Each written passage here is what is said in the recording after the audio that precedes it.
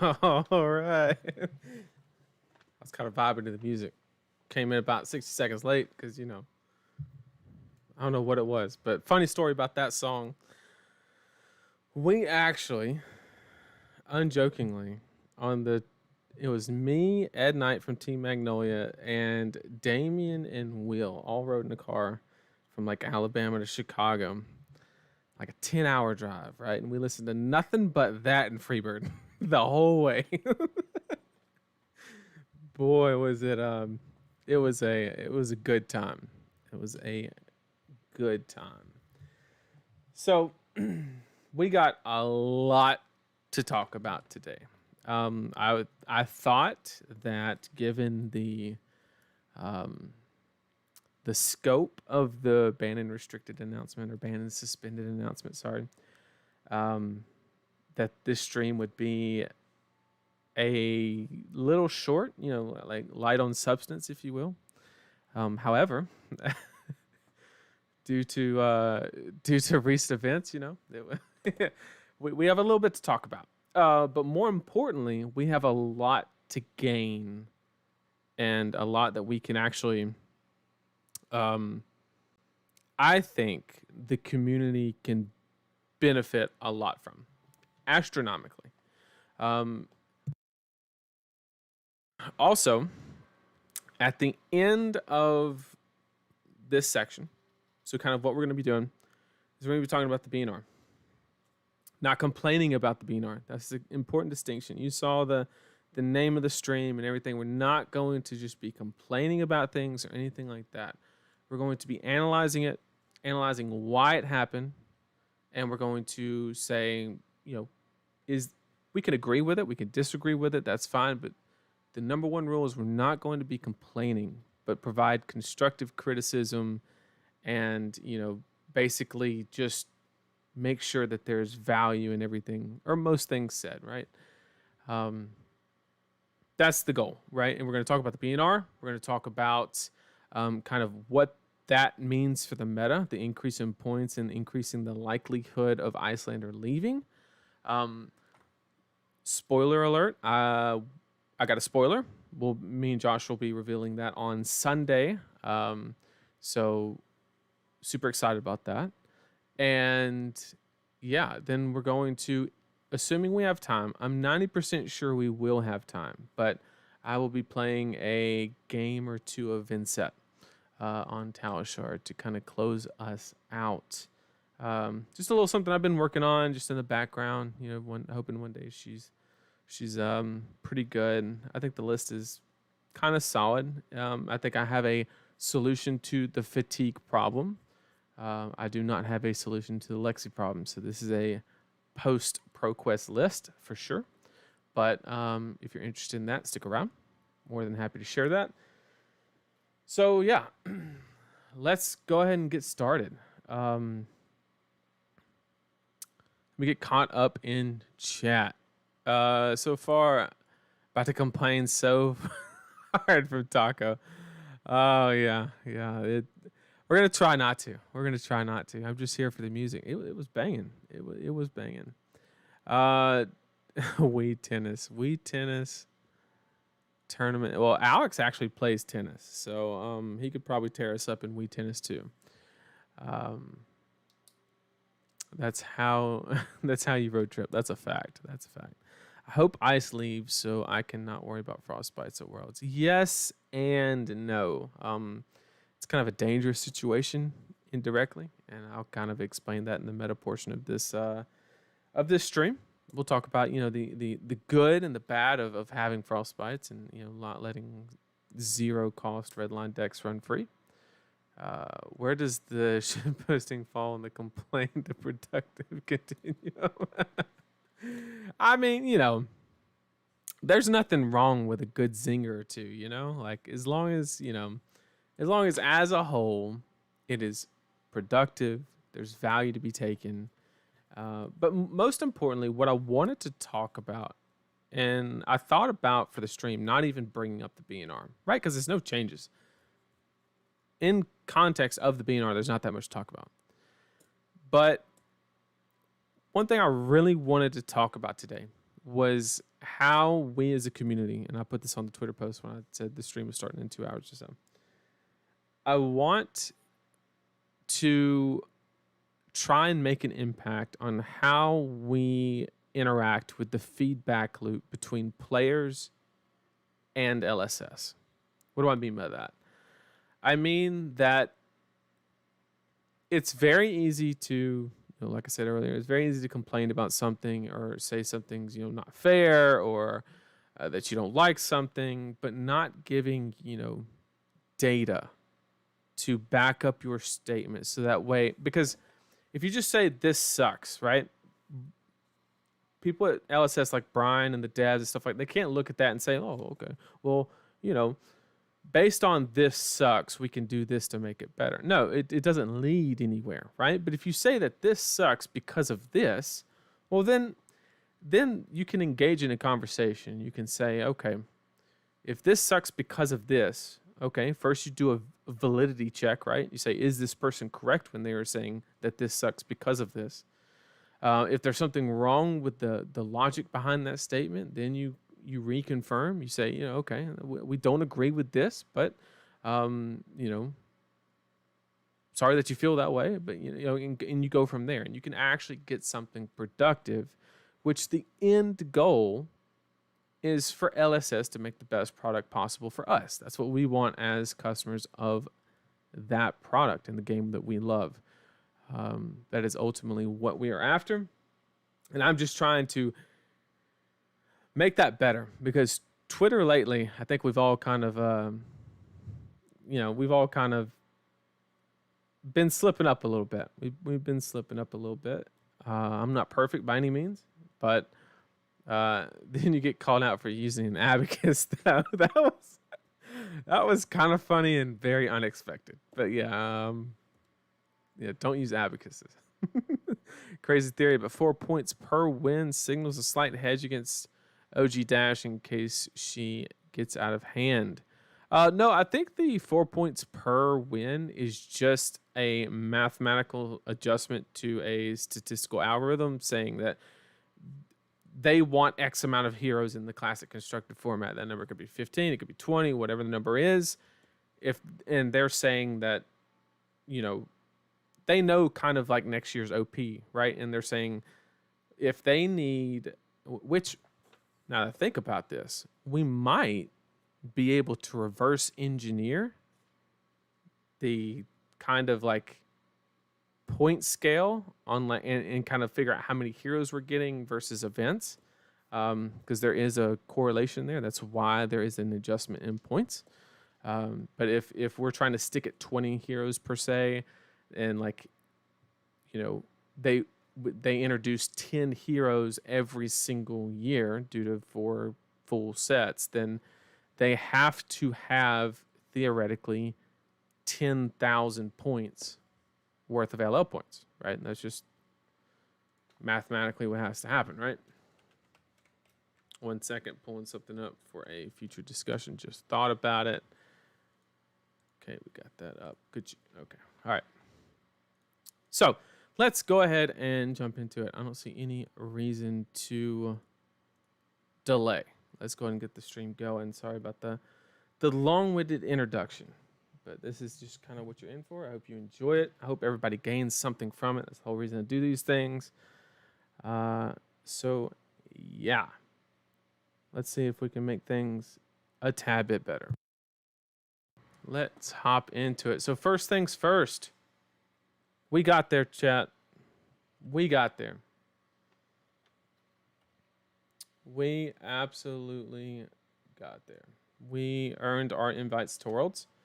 There we are. We got in on Constructed Elo, landed 13th in the world, securing my invite to Worlds. Now I have to do the hard part. Getting the invite's the easy part. Now I have to go to the final boss, aka the wife, and get over that hill. Yep, Barrow. Yep. Nobody. Barrow always coming in with the zingers, bro. All right. So we got there, and we are, working out the logistics behind it. So let's go ahead and nah, he means good. He means good. Okay, so let's get started with the BNR. I'm just gonna keep saying BNR discussion because I can't fix it. I'm sorry. I don't know what else to say. Okay, so here we have the BNR. Obviously, no change, right? I'm gonna be 100% honest with you, chat. I thought Bullseye Bracers was suspended before. I didn't even know it was banned. So I literally thought there was no change. So they got me on that. Spain is a romantic destination. You have a point. How much was the Nats flight? To Vegas, I think.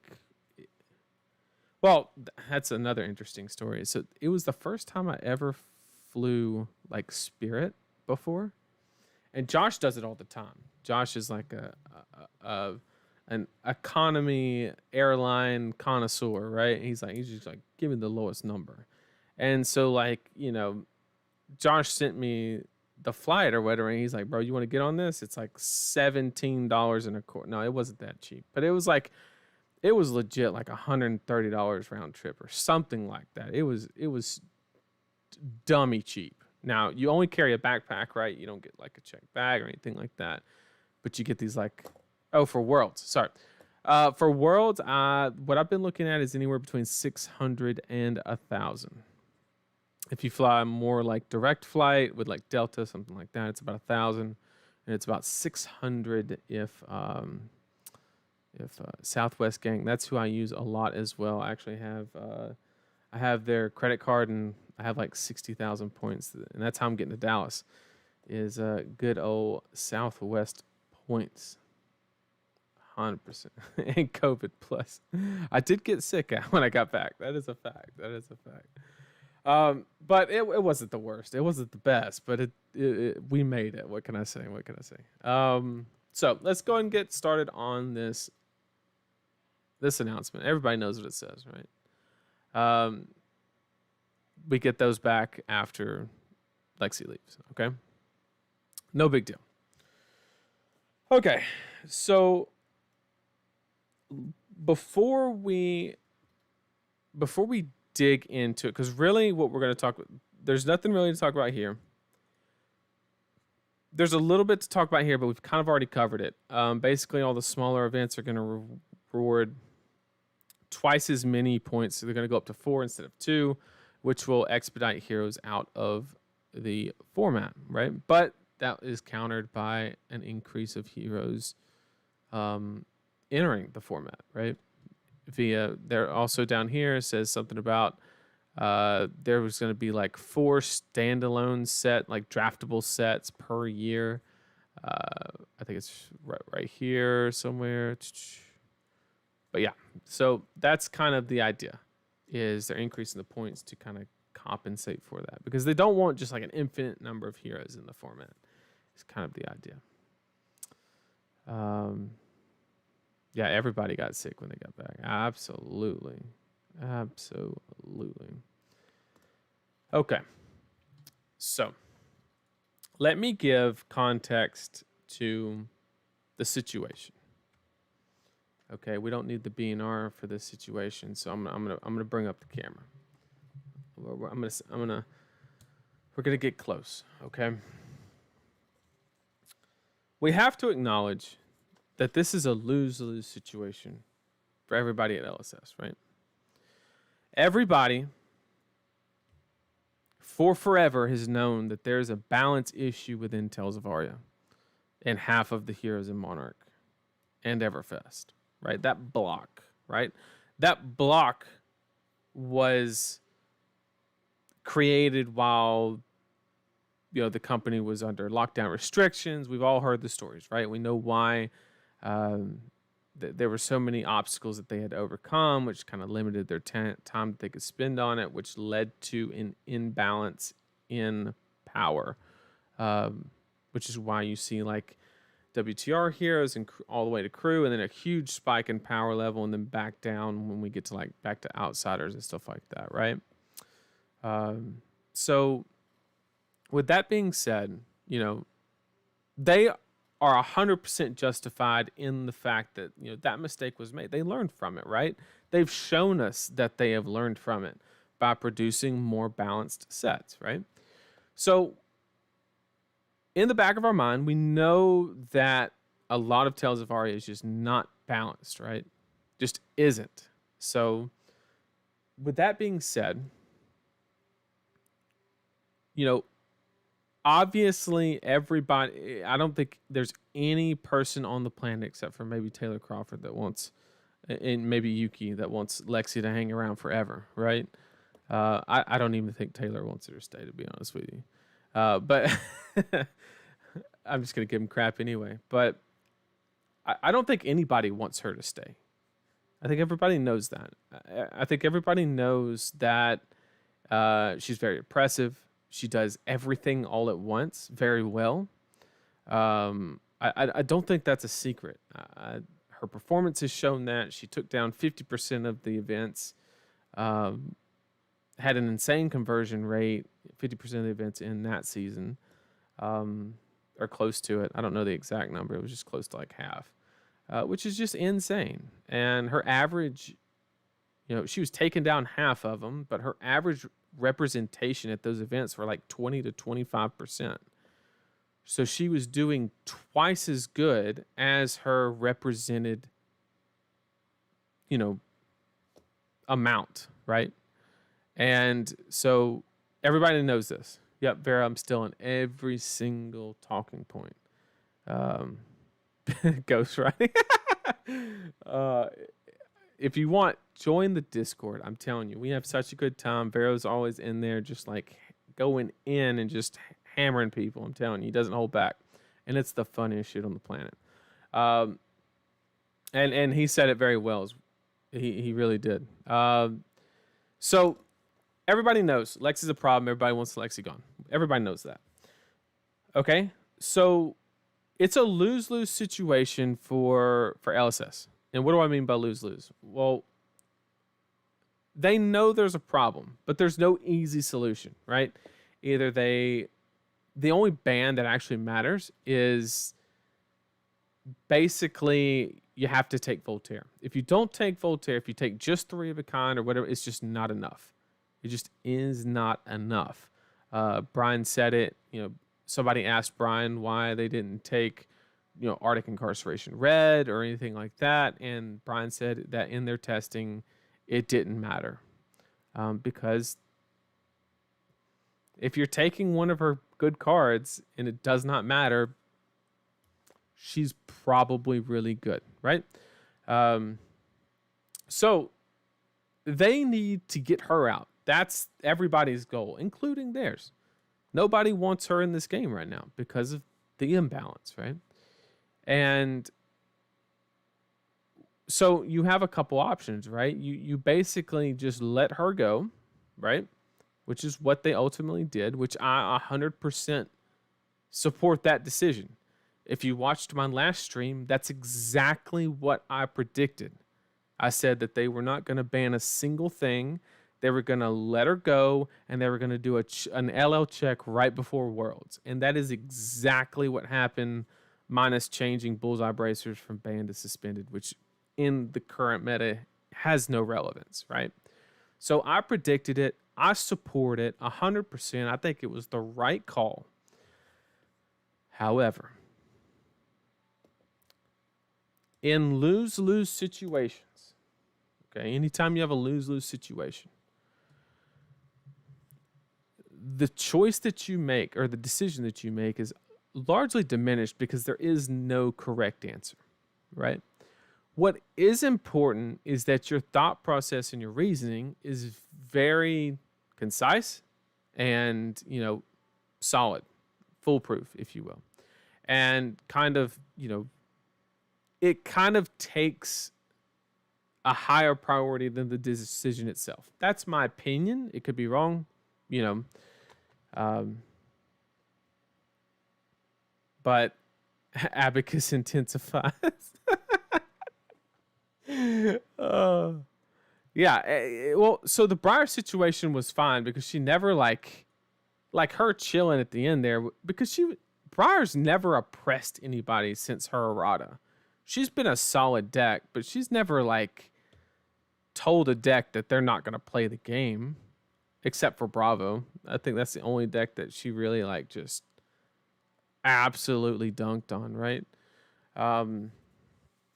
Abacus intensifies. That's fucking hilarious. We're waiting for that, however. Oh, that's too good. You guys, I'm trying to stay straight and narrow. Gotta let me do it. Okay, so where was I?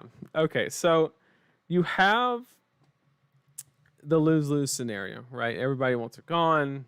We know this. And they have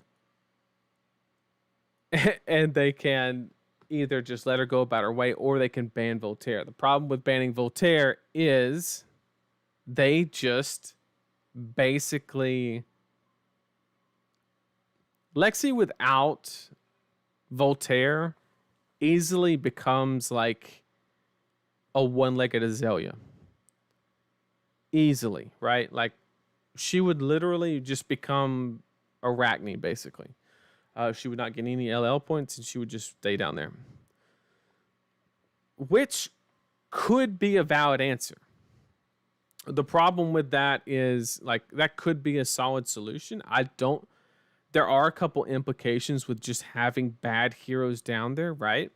They just revamped the points to kind of create the ideal number of heroes, and then you're just throwing one down there to just kind of chill and serve no purpose. So that's why I think they didn't ban Voltaire, to maintain the balance. And I kind of, I kind of support that. Like, I think, I think they know and everybody knows that everybody wants her gone. And if you ban Voltaire, she's not gone. And there's no single card that you can ban. I think, like Vero said, we just want her gone, and so do they. So they took the easiest avenue and the correct avenue to get her out, right? However, okay, and I need to give a little context before we move into the next part, because it can get a little however, and the abacus can intensify, right? Anybody that's talked to me, I've kind of been, as far as like an unpaid cheerleader for LSS, kind of. Before I made the post on Twitter, which we will discuss in just a second, I waited a day before posting, and I actually typed it the day before, and I waited a day because I wanted to make sure that there could be some good to come out of it, because I knew it was very risky. I knew that when you approach a lose-lose situation, it can obviously formulate a situation where it just there's not an easy discussion to be had, right? Because people's backs are against the wall, things like that, and it's just a high-stress environment. And when you walk into it, a high-stress environment, things can be said or had, right? And so basically, what I wanted to lead with before we get into that portion, just real quick, I went through every single tweet I've ever sent, or I don't know what the hell is it called now? Do you send an X? Is that what? Jesus, why does everything? I'm gonna still call them a tweet, just like I'm gonna call it a BNR, and they're just gonna have to deal with it. Okay, so basically, I went through all 650 tweets I've ever sent. 649 of them were about Flesh and Blood. One of them was about Counter-Strike opening $1,000 skin. Okay? And basically, I counted 3 things that out of all those tweets, out of 650 tweets, that could be considered complaining. I said that Codex of Frailty was just as good as Gorg Tome if it drew 2 cards every single time. I questioned why ELO invites were not attached to Nats. And I just didn't understand that. And I kind of like asked for answers on that, but that could be conceived as complaining. And then I just like everybody else, we complained about a late Worlds announcement, right? Like those are the 3 out of 650. There's 3 that could be considered negative or complaining. Everything else is positive or just interacting with the community, whatever the case may be. So I'm an overwhelmingly positive person when it comes to this game. Not when it comes to Vero, but when it comes to this game, I'm an extremely positive person. Okay? And I thought it was very important to lead with that because, you know, we're going to get into the tweet, right? And let's just go ahead and hop into it. So what I ended up sending was this right here. Okay. Now, this whole portion right here was basically to just set up the situation. I knew I was walking into a hot zone, you know, and I was just trying to kind of, you know, say, look, this is all with good intention, you know, just trying to seek a better understanding. And then I'm just providing the data, the math, or the abacus, whatever the case may be, and then the further data, right? And then very, you know, right between the data and the closing remarks, I put in another basic, you know, like just to make sure everybody understands. I'm just trying to seek an understanding and not, you know, not just point that something is off. And then after that, you know, had further points and then just a closing argument or an alternative to be discussed because I wanted it to be open-ended. I didn't want to just say, wrong. You know, I wanted to like present data, show my intentions, and then say, well, why didn't this happen? Which, like I just told you, I don't think what is in this last portion is the correct avenue. I'm just trying to open up the discussion and see where the thought process is within the LSS team. Simple as that, right? And, you know, everybody's probably seen what happened, you know, nothing bad. And just to make this clear, I had a couple people message me and, you know, reference what Brian said out in the open, which we have to understand. Brian was under a ton of heat after that BNR. In fact, right after he released it, he basically came out and said that like it's a lose-lose situation. He just admitted it from the get-go, and you know, like he was just under a lot of heat, people complaining, and Brian loves this game. And, you know, anytime that you're passionate about something and you have to put something out that is a lose-lose situation, your back's against the wall, right? Like it's a not good situation, very stressful situation, like I mentioned before. So yeah, it led to an interaction that got really dicey really quick, but then quickly recovered, right? Like we were good. It seemed like there was a little miscommunication, but then like we're good, right? We solved everything. Yeah, Nathan the Abacus Crawford. Oh, chat's undefeated. Every time Nathan the Abacus Crawford. I don't hate Brian. Let me get caught up on chat real quick. No Discord links. The tweet was very good. I appreciate that. Oh, it's an exclamation. I didn't know that. I need to follow you, Vero. My bad. I need to help boost that ego. My God, stop whining. We could personally hate Brian. No, like I said, uh, Brian is a great guy. Not 30 days before that tweet, I said that he was having an amazing, amazing impact on the game. And basically, you know, I thought he was doing an awesome job because he put out the drone. I can't even talk. The drone reban, and said, look, just not good. This is what we're doing. It was precise, communicated very well. It was amazing. I put out a tweet that said, did an amazing job, whatever, right?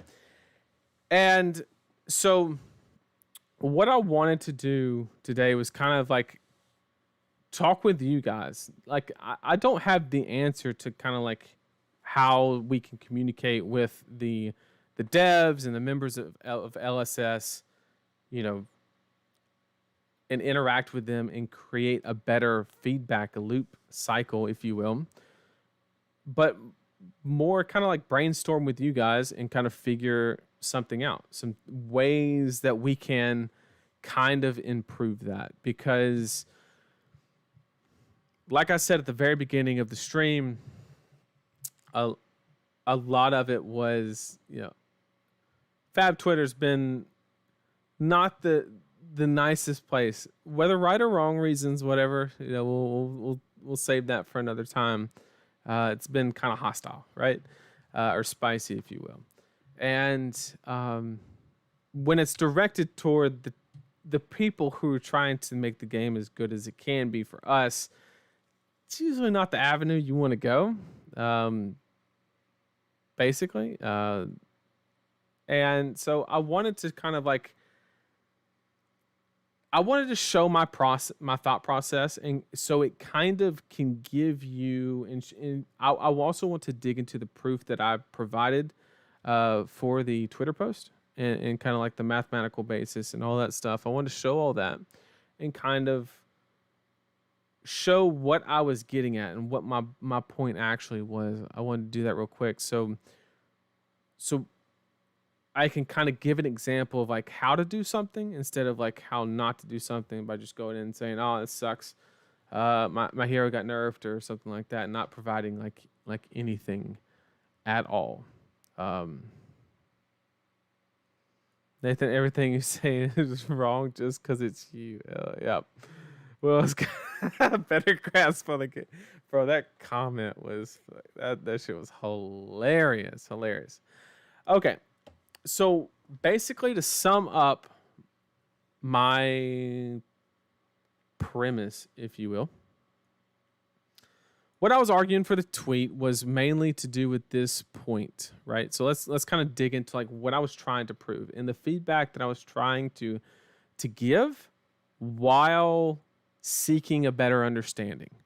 Okay, so the BNR said, okay, and maybe this whole thing I'm kind of reading too much into it. That's a perfectly valid, assumption or premise, but right here it says, on to the largest issue at hand, Lexi, and then it says it's been dominating, whatever. And then here it says, simply put, something always has to be the best deck. We believe Lexi to be one of the healthiest, best decks Flesh and Blood has ever seen. Okay. This sentence right here, in a vacuum, doesn't mean anything, right? It could be the best deck, which I probably agree with it. But that is a relative statement, okay? Relative statements can only provide direction, not like magnitude. It kind of can be treated as like a scalar quantity versus a vector, if you will, if you're into like the whole mathematics and stuff. Because you could say that basically, let's say that like this is the desired balance, right? And then this is like Starvo, and then Chain, and then Lexi, right? And we're still a ways away from that threshold that we're optimally looking for, right? And this doesn't tell us how far we are from that threshold, right? It just says that we're getting better, which is awesome, right? That's amazing. But it doesn't tell us how close we are to the target. So as soon as I read that statement, the first thing that popped into my head was, what's the target, right? We're getting closer to it. This is showing, this has indicated that the devs believe that we are closer to our target than we have ever been before.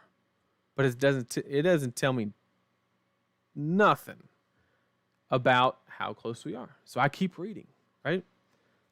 That's what I'm searching for as I'm reading through this BNR very carefully. And then it says, she brings a respectable amount of variance into the game on both positive, rain razors, 3 of a kind, little joke, and then negative, no blues, no arrows, sides of the spectrum, while still leaving plenty of room for skill expression. I agree with the skill expression part. You know, it's kind of like everybody has their Lexi main board, which is pretty standard across all builds, but then you have like your what do you want to target with what arrows kind of thing. And there is a lot of expression. You know, Yuki, you know, kind of making tar pit trap, the new hotness, you know, stuff like that. 100% agree with the skill expression, right? However, like I mentioned after this sentence right here, I was looking for one thing. I wanted to know how close we were to the target, not that we were getting closer to the target. And I'm going to be honest with you, chat. With the context that I just explained of me being an extremely positive person, this sentence right here, it worried me. I'm gonna be honest. Like, it kind of scared me a little bit. I was like, is this the goal? Because if I'm being 100% honest with you, chat, I've talked with the team, even the people in Discord. Like I'm and Vero's 100% agreeing. Like I might just skip out on the Pro Quest, the CC ones at least. I'll go to all the limited ones, but I might just like skip out on the Pro Quest just because I'm just not enjoying it. I'm not enjoying the like I said, I do agree with this statement up here that it's the healthiest, best deck we've had. I kind of agree with that, but I don't feel like it's a good spot. And that could be my opinion. I could be alone on an island in that situation. That's entirely possible. But basically, you know, and it just worried me. This sentence, because this sentence to me reads, they're happy with what it is. And like I said, I could just be way overlooking. I could just be way over like reading too much into things or anything like that. Like that's an extreme possibility and a valid point. But I'm just looking for answers, right? I'm trying to gauge where LSS's kind of calibration is. And this just worried me because this sentence says that they're happy with the way things are, and I'm not happy with the way things are as a player. And I could be wrong. I can, but it doesn't change the fact that I want to play this game and I want to enjoy this game. And Lexi has not done anything to. It was cool at first. It was a neat problem to solve, but I feel like we've very quickly transitioned from innovation to kind of desperation. And I'm going to get into the math behind that. So this is the point that scared me. So now I need, as I was reading this article, because when I saw this, I was like, okay, this is something that we can, you know, bring up a question and provide value to the community, right?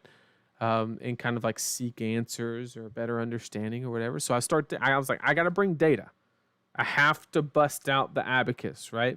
I got to bring like solid proof. I don't want to just say shit's busted, right? And fix it, you know, like that doesn't help anybody. So I just tore this sentence apart, and really it just boils down to this part right here, because nobody's going to argue with Rain Razor's 3 of a kind being one hell of a drug, right? And like nobody's going to argue with that. This is where I saw the problem. And this was the fundamental basis of the tweet, was this little portion right here. And kind of what I wanted to base my point and my data about.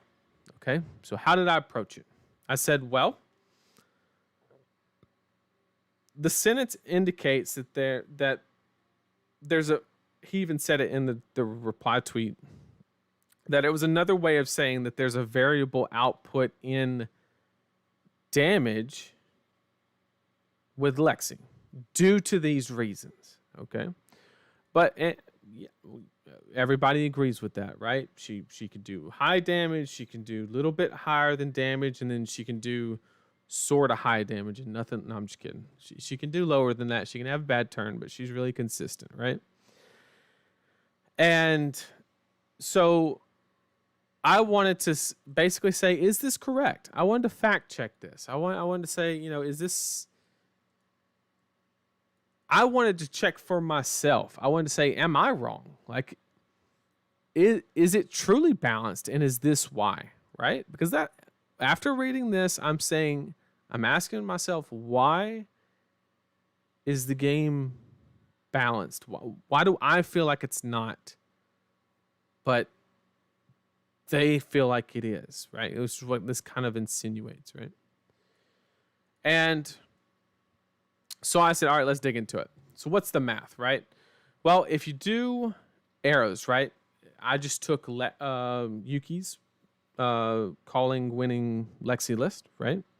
And I basically took her sideboarding guide, or her video, and there is 30, most matches she plays with like 39 arrows, okay? And when you're trying to mathematically prove the chances of how often you don't draw an arrow, you have to factor in cards that directly lead to an arrow, right? And then you have Codex, right? Codex of Frailty, specifically, because it guarantees you go get an arrow. Then you basically, drawing Codex is drawing an arrow, period, no matter how you cut it, right?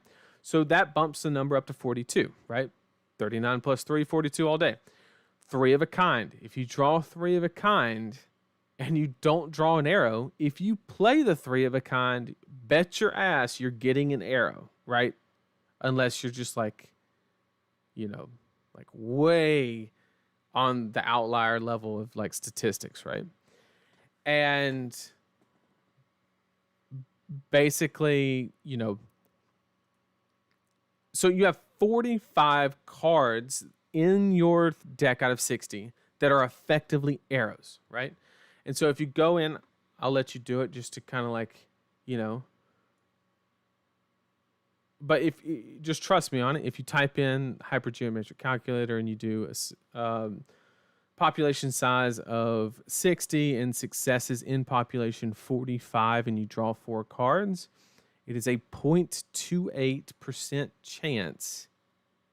So about a 1/4% chance to not draw an arrow, which is 1 in 400 hands or 1 in 40 games at a game rate of 10 hands per game, right?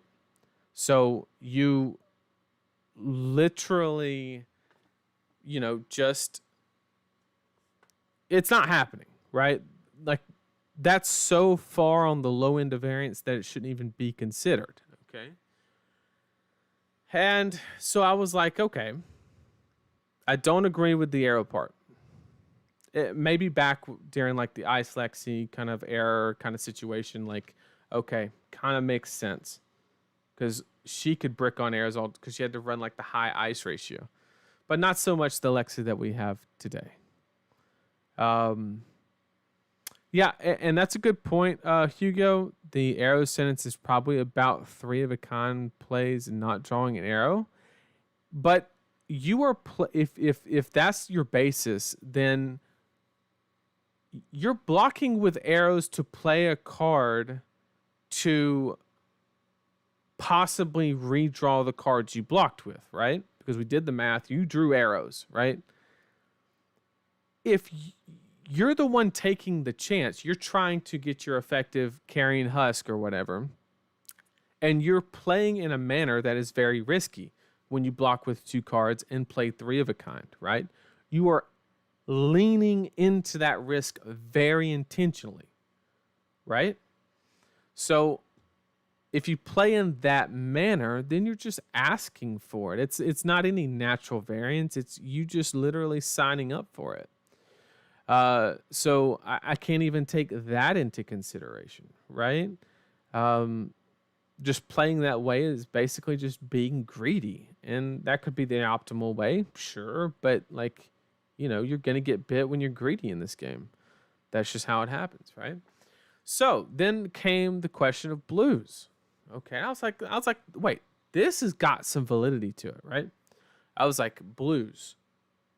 Lexi not drawing blues equals bad, right? And I started like, the brain started churning. I was like, okay, you have to utilize your weapon to load. So everything is, everything cost, right? And I was like, okay, like no blues makes sense. But then the next thought hit my head. I was like, can't any deck not draw a blue and do less damage? Like, if Phi doesn't draw a blue and has like a 1-cost starter, he loses 6 damage. Right? Like, any deck cannot draw blue. And that just like really like, I was like, okay, so like, is it a point? Right? And I started thinking, right? I started looking at what was the example that I gave? Right here, right? I gave the example that bolt and shot, loading the card into Arsenal, lets you two-step the cost associated with loading the arrow, right? That is a hedge against not drawing a blue. Codex, you play it, you grab a 0 cost, you don't need any resources, and you get a ponder. Endless arrow, if it hits, it goes to your hand and it can be used as a resource to mitigate the outcome of that. Heat Seeker, the turn before, if it hits, it can hit an arrow off the top, which you did not have to load, right? Tunic, every 3 turns you get a bailout, right? Half of her power cards are yellow. Rain Razors, Codex, she runs a lot of yellow. She runs like what? Anywhere between 9 and 12 different yellows. So if you don't draw a blue, like you probably have a yellow to lean on. So I quickly came to the conclusion that I didn't think that to be true. And I was like, but let's dig a little bit further on that one. I said, how do you mathematically, or how do you like very logically kind of like provide the idea that that's not accurate, so that way there can actually be a discussion and not just, oh, this is wrong, move on. Well, I thought about, I take a lot of like statistics classes and stuff like that because I'm studying data science, and I was like, well, you can operate in the idea of standard deviation. Okay, trust me. Everybody calm down. We're not going to class. This isn't going that deep. I promise, right? But standard deviation simply means that within an event, right? The statistical chance that an event can occur, right? So let's say that this represents the, it could be anything. It could be the average dollar amount of a Walmart transaction. I'm just throwing it out there, right? Okay, let's say it's $200, right, in the middle here. And this goes up to $300, $400, $500 or whatever, right? And then so on and so forth. And then this is the other side. And then this is like the percentage of transactions that fall within that number, right? And so like most of the transactions happen at that $200, but as you go down or as you go up, the number of transactions that operate that have that amount decrease, right? And so how do we apply this to flesh and blood? Well, basically, the way that this should be looked at is the x-axis, or this bottom line, should be looked at as your variance. To the right is positive variance, and then to the left is negative variance, okay? And then the hero would be the line, okay? So not all heroes are the same, right? This top graph would be your Rune blade, right? Like your Rune blade can have a much higher high roll than, say, an Icelander in this situation. Then this, for every time you just get dumpstered by a Briar, they bag the fucking win up for you and put a bow on it and hand it to you by drawing all non-attacks, right? So Rune blades balance their power by having the extremes go far on both ends, right? They do really strong shit, but they also do really weak shit, right? That's the idea. Whereas Icelander just is really consistent. She can draw a turn 1 Insidious Chill on this end, but on this end, she can draw like 3 reds in her hand, but it doesn't happen a lot, which is why the distance between here and here is a lot less than here and here. Okay? So all you're doing, and so I was like, okay, I have a good example of what like not drawing a blue does, like this is not drawing an attack. This is, Force of Nature, Channel Mount Heroic. And then, I was like, how do we apply that? Well, this is how I view Lexi. Basically, a left-skewed standard deviation scale. And basically what it means is that she has so much upside with very little downside, right? It does go down there, but like it's just so much less than the positive side. And that's why during my tweet, I said that right here, things within standard deviation should not justify extreme upside on the positive end, period. Right? So basically what I'm saying is standard deviation of not drawing a blue, any deck cannot draw a blue and do less damage. Right? But you can't say that to justify a deck just doing 40 damage out of nowhere. Right? Briar gets the excuse that she can deal 40 damage out of nowhere, but she can also deal 2 damage on a full grip. Right? That's an argument that makes sense. That is something that is in balance. You've just made the hero exciting. It can go all the way this way, all the way that way. Some people enjoy that. Some crazy people like myself, right?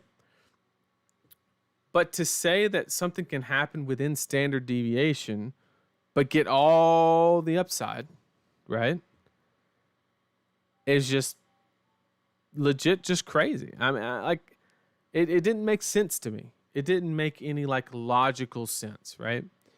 So that was like where my argument was. That was my thought. I don't even want to say argument because that wasn't the point.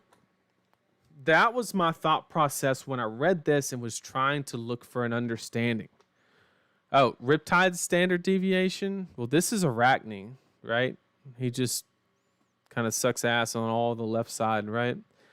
Riptide, I think after the new set might get a little better. I'll give you that. But, you know, it is what it is. So it looks like a pancake.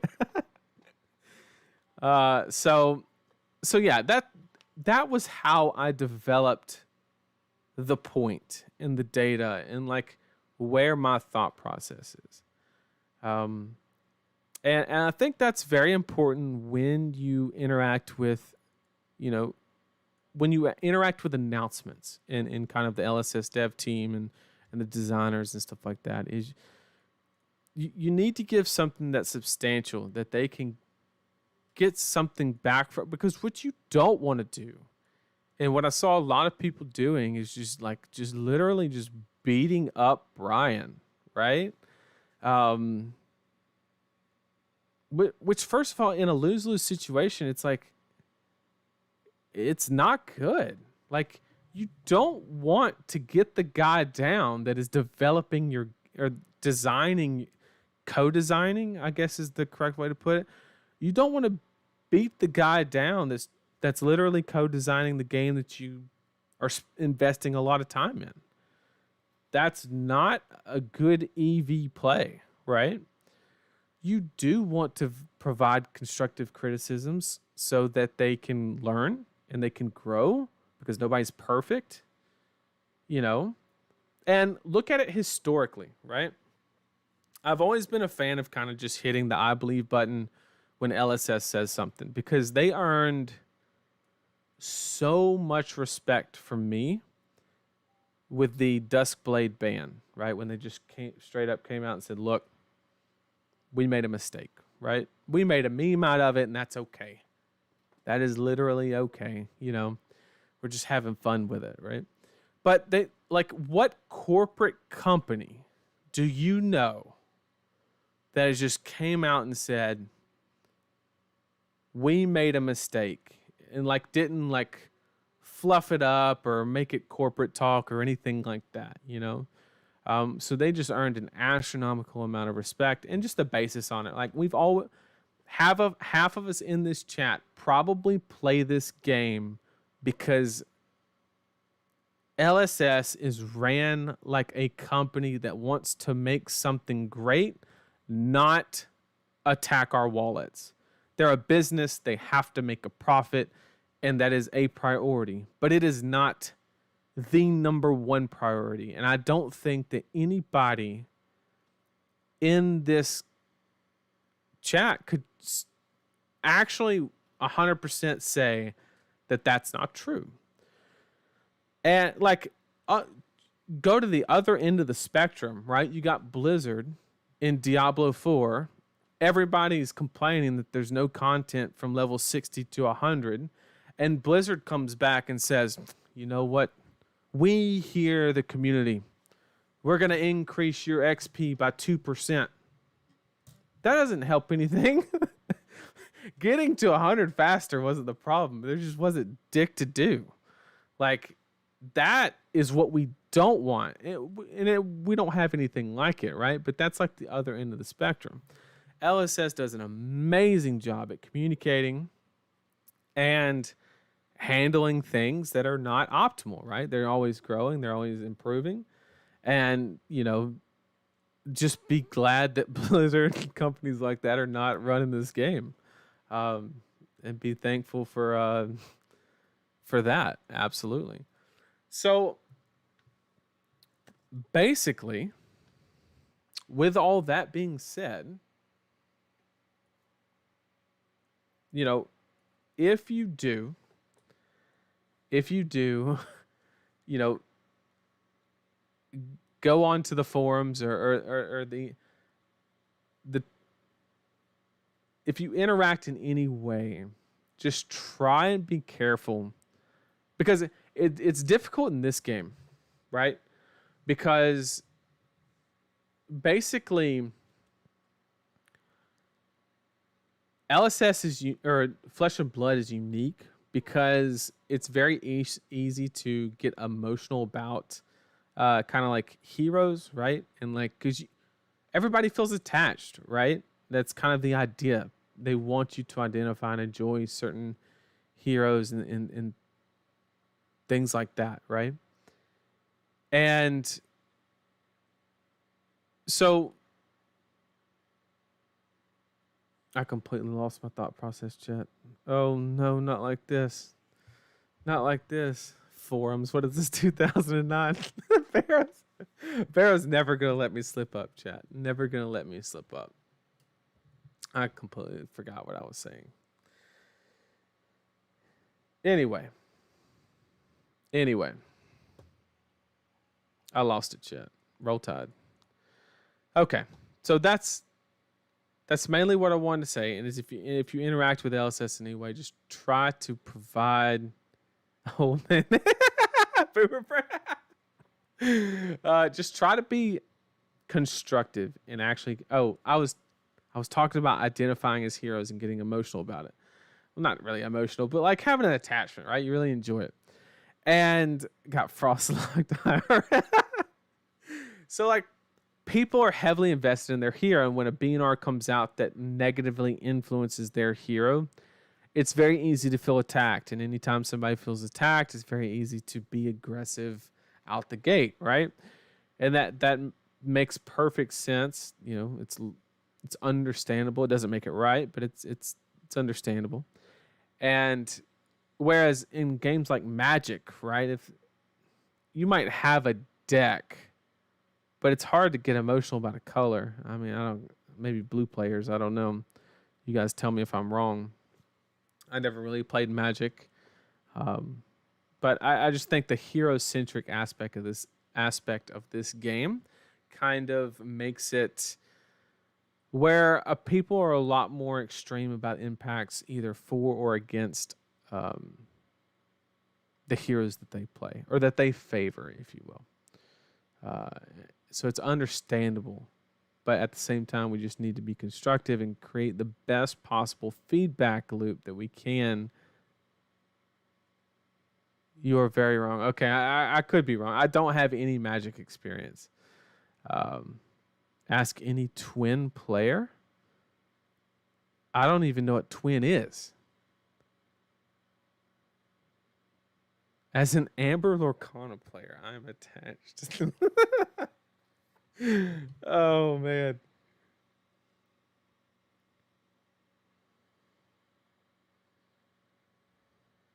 People have been playing certain MTG checks longer than Fab has existed. Okay, maybe I just don't know. Okay. I'll concede that point because I just don't have Magic experience. Simple as that. Although I am excited to watch a little bit of the World Championship this weekend. I've never seen one live. I think it's going to be exciting. Super excited about that. So, if you do make a complaint, the end point, if you make a complaint or a point or anything about any type of announcement or decision that LSS makes, please give data or substance to it to allow them the opportunity to learn your thought process instead of just, trying to get people. So let me get caught up on chat. I went on a quite a big, bro. Nathan the Abacus Crawford has me dying. Okay. Lexi has a higher floor and ceiling. Yep, that's exactly what the standard deviation kind of suggested. 100% agree. Got to let all the OP stuff rotate out. Yep, and that's the end result, right? Everybody just wants Lexi gone. And, there's one more thing we need to talk about, and that is Living Legend, right? We got to talk about Living Legend because we keep getting in this this situation. Is there a dark mode? Oh, thank God. Oh, chat, sorry for the flashbang, but I just saved y'all's life with the dark mode coming in clutch. Okay. Crawl can of TCG. Oh, God. Okay. So, I think a big point that a lot of people are contesting, that LSS has shown multiple times over and over again that they're not willing to concede on, is, I don't know how to like articulate this in a very good way, so I'm just gonna roll tide it. But basically, LSS has determined the LL threshold between kind of 800 and 1,000 is kind of the fuck it, let it ride zone. Okay, and because I don't think anything has kind of reached this zone and gotten hit with anything, right?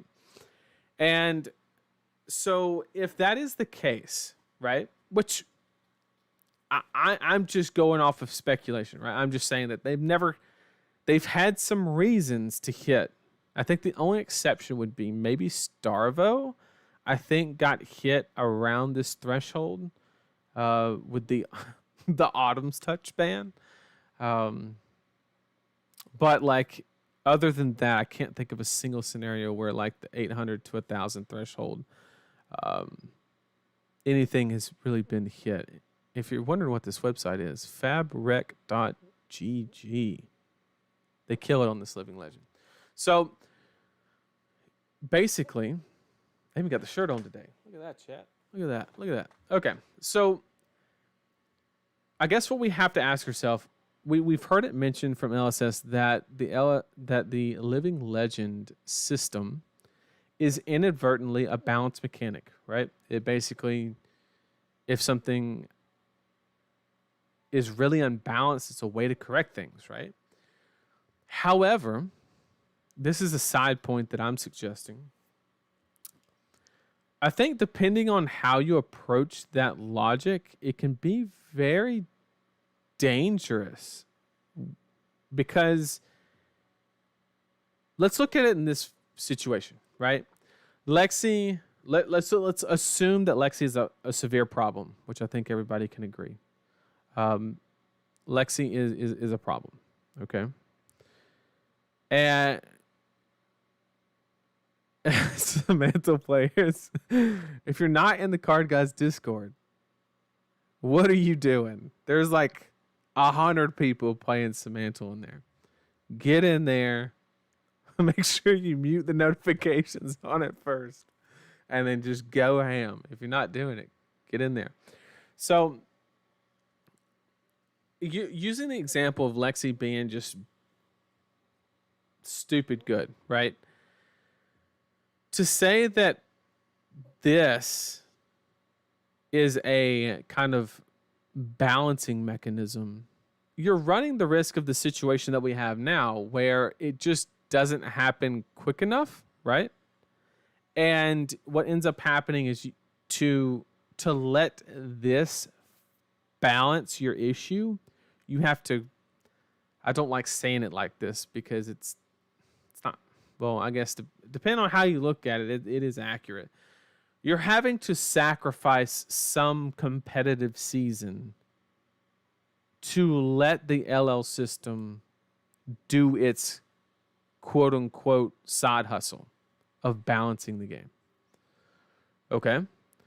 So if the 800 to 1,000 threshold is kind of like a situation where everybody's just like, you know what, fuck it, let it ride and let it handle itself. Like, Icelander's kind of the exception, because she's just in like Dash as well, where they've been slowly just going up, right? Not at any alarming rate. Icelander hasn't won 50% of shit. Neither has Dash, right? So they've been going up at a solid pace, and if anything happens near this threshold, they'll quickly LL out, and it's like, okay, that fixed itself. Like, that's a cool scenario. And also, you have the Starvo scenario where, it goes from like 250 points to like 1,500 points in one season. That also did its job, right? It only sacrificed a minimal amount of competitive seasons to correct itself. But this is where you have a problem, is you have a hero that is overtuned, and or I believe to be overtuned, and to come up just short, and then this doesn't correct anything, right? And I'm very interested to know, like,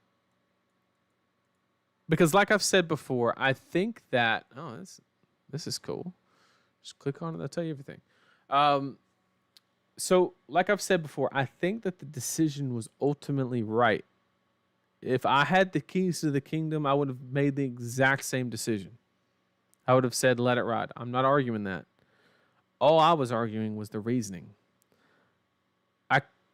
What I was kind of looking for, what I was kind of like, what I was kind of looking for was like, what I thought they were going to say was something along the lines of,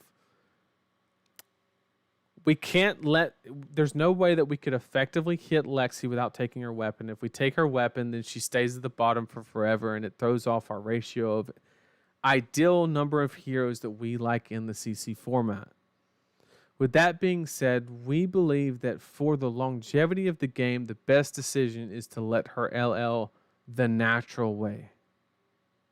So that way there's clarity for Worlds and balance ensues after ProQuest season. I would have loved that answer. I don't know if there's like any bad business behind that answer. I'm not sure. But that's just like off the top of my head what kind of general answer I was expecting. But the answer that we got, which once again, I'm not saying it's right or wrong. I'm just saying that the way it was said insinuates that Lexi is at an appropriate power level. But also kind of hinted that she needed to get the fuck out, right? And those are like, if she really needs to get out, why is she appropriate power level? Kind of, and also for everybody that doesn't know, there's an interview that Flake did with Brian that will air I think tomorrow like afternoon. And I'm sure he's going to talk about a lot of these points. I hope he does. I'll be listening as soon as I possibly can to it, to try and make some sense of it. And you are right, Will, that he did stop kind of at the end and then got the Autumn's Touch ban. That's what I said at the beginning, right? I think he was the only exception where he got hit in the 800 to 1,000 threshold. But hopefully, like, that discussion, because you can't fit everything into an article. I understand that. Why would there be an ideal number of heroes in a format? That's actually a good question. And I assume it's simply because, like, you want the game to be competitive, but you don't want the game to just be completely random. Like, yeah, like Vero said, you can't sideboard for like 20 different heroes. Now theoretically, you wouldn't be sideboarding for all the heroes, but I think if you there's a sweet spot for heroes where you can maximize the level of play that is seen, because players kind of know a little bit of what to expect, but there's still enough heroes where somebody can brew something spicy kind of situation. And, you can kind of get those fun interactions. But if the pool gets too wide, I don't know the answer to that question directly. I'm just speculating. But they've very clearly indicated that there is a threshold that is ideal for them. If your sideboard against Lexi is the same as against Azalea, it wouldn't matter. I mean, yeah, but like it shouldn't be. Those two heroes operate on completely different game plans.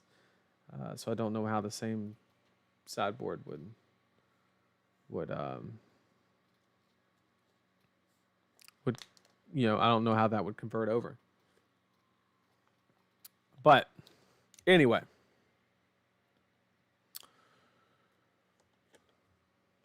I think that kind of concludes the rant, if you want to call it that. I don't know what you want to call it. Just if you go at the devs or the designers with anything, please provide data so they can make it a. Yeah, Jim Luck is already yeah, that's a good point, Vera. It's already a thing with 30. I get what you're saying, but like if you introduce more heroes, then there theoretically, if the design is good, there's a lot less overlap, right? Like they're not printing 4 rangers and they all interact and have like the same overarching strategy, so you just can't sideboard for all that. And it's going to be very hard for the meta ever to define if you have 50 heroes in the format. So, I don't know. That's something that they have figured out. That's also another tool to kind of keep a grasp on a non-rotating format, right? If you have a non-rotating format, it's very difficult to keep things balanced the more cards that are in the card pool. So if they can minimize the heroes, minimize the impact, so forth. That's my thought process anyway. Speaking of Jim Luck, delete illusionist, please, and thanks. Absolutely. Oh, man. Congrats on the PTI win. The old Eisenhower weather vane. Love it. Love it. Okay, so that's it for the rant. What else did we want to talk about today? So we talked about just bring something to the table if you're trying to make a point on whether something is good or bad when interacting with the dev team. Give them something to work with. And yeah, let's go ahead and let's do a game or two. Oh, there's one more thing that I wanted to go over. I got a couple questions DM'd to me about why I got into streaming and like why I started this. I'm just gonna spend like 3 minutes tops just talking about this. Basically, let's talk about Lorcana. Yeah, no. But so why I do the streaming? Well, one, there's a little bit of enjoyment. I am a person that basically I don't like any hobby that I interact with or that I do is it's very important for me. I don't want to be bad at it. I don't necessarily have ambition to be like the best. It just really irks me to be bad at it. And so Ed was a huge part of it. I was going to get to you last, but so it all began with basically there is a YouTuber that goes by the name of Tower Number 9. His name is actually Davis Kingsley. Unfortunately, he does not produce Flesh and Blood content anymore. I think he plays like the new Star Wars game or something like that. And he made these gameplay videos that, unlike everybody else, talked through his moves and like really, laid out his thought process and why he was making certain decisions, and it really escalated my gameplay or my gameplay in this game and my potential. So I saw that, benefited greatly from it. Yeah, not the sweet fat check from YouTube. Definitely not. So yeah, me as a person, I always like to kind of like operate on this premise where I want to basically be as efficient as possible. And with the time that I'm allowed to put into the hobby slash outlet, whatever you want to call it. And there's a point where I'm trying to just give through the gameplay, and I've heard a ton of feedback from players when I go to events saying that they love the way that I talk through the lines and give my reasoning to kind of help them. And so I'm just trying to kind of give people value the same way that person did me. And I've always wanted to do that, but it didn't dawn on me that streaming was an avenue that I could do it until I saw Ed streaming. I saw Ed doing it a couple months back, and I was like, that looks fun. And I can segue it into like a value situation for other people to help them learn the game like I did. And then everybody wins, right? And so that's why I started doing it. And I know we haven't done as much of the gameplay stuff lately because of, the seasons and stuff like that. But we're getting right back into it with the new set. 100%. We're going to start brewing, get that going. So with that being said, I don't want to spend any more time on it. Just got a couple questions about that. Wanted to definitely not aiming to be the best, but to be the best per unit of time invested. Let's put it that way. So let's go ahead and play some damn Vincent. Let's do it. All right. Let's play some of that Vincent. Y'all, I haven't been on Taushar in Jesus. I don't think I've been there. It's been a month or two at least. I feel rusty. I'm playing Rapunzel too much.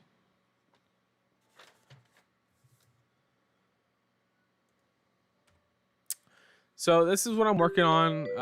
Okay, thank God we didn't get a Lexi because I was just going to get dumpstered. I do not have a valid strategy into that hero. This is a post kind of Lexi leaving the format been set idea is kind of what we're rolling with. The way that I have found to combat fatigue is basically every card serves a dual purpose. Either it blocks very good in the mid-rangey matchups against the aggro, or like this card right here, or it also contributes to the fatigue plan, like my Putrid Stirrings, right? Is kind of the idea. And I didn't want to play a single Mordred Tide. He's going first. I'm going second, which means I have to run the Quill Hand as a security blanket, essentially.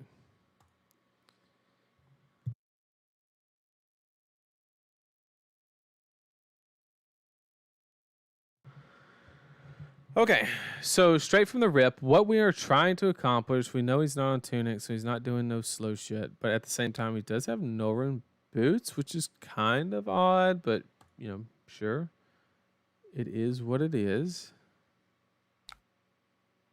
We have a hand that does...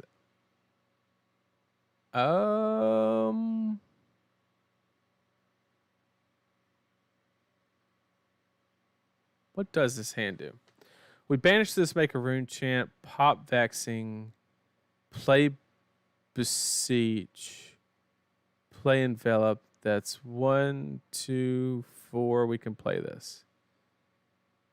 Or we can banish something else and hard cast it. I like just ripping the vexing. That's what it's here for, baby. So let's go ahead and do here. We're actually going to hang on to this, and we're not...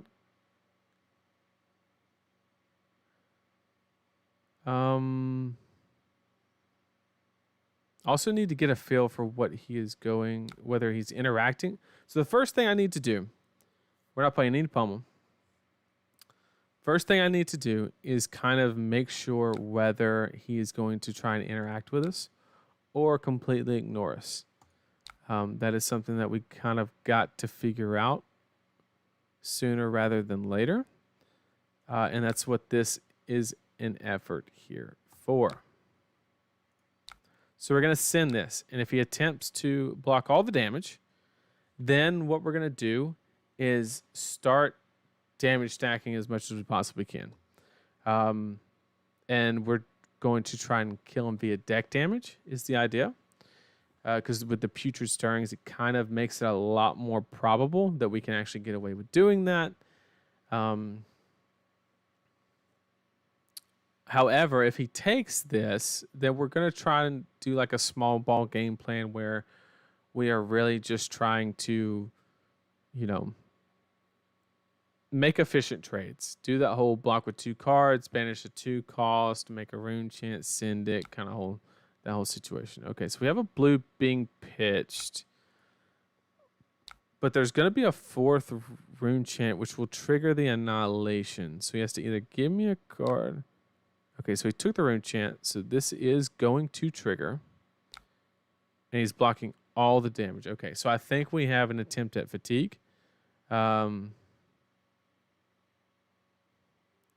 than that, he could just be making the value play, because if he wants to just fluster fist me, he has to make it through the banish anyway. So we don't know for sure whether he's trying to fatigue us or not, but that's okay.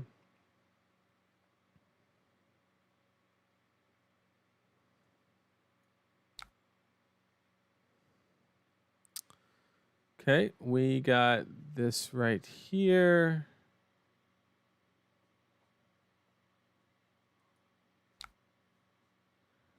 And we're just going to play kind of small ball and just play this.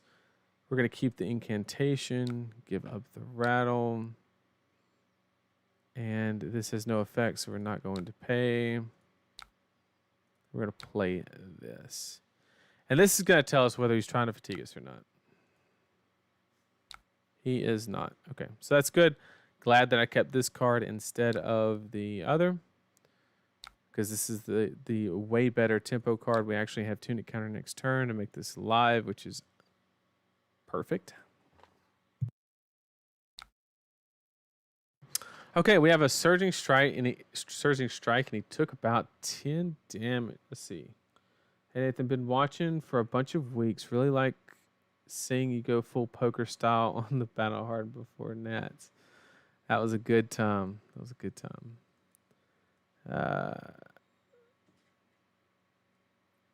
I could see you putting your opponent in the tank and chatting to him. Yep, absolutely. You got to. You got to.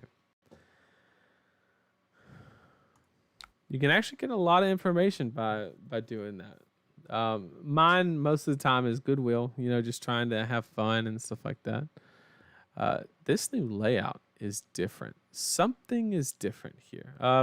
So I'm definitely intending on blocking and playing this incantation. I don't have a strong enough hand to really push anything particular.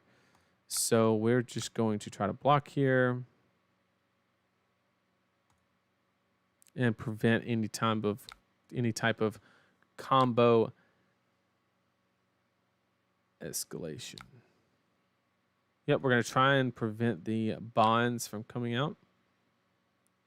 Hopefully we can.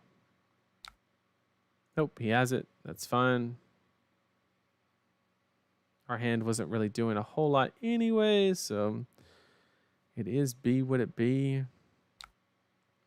The good part about this is, unless this is a go again card, there's no way that he can force a match trigger.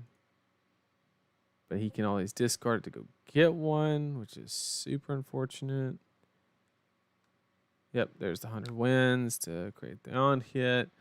So we do have an option to give up the, since we're not being fatigued, the value on Spellbound Creepers is a lot less.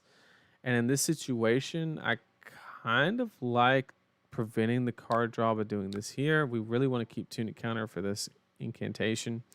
But this is coming in for 4, and so he can Breaking Scales, but we really win on that trade if he pops it here. So I am going to elect to do this.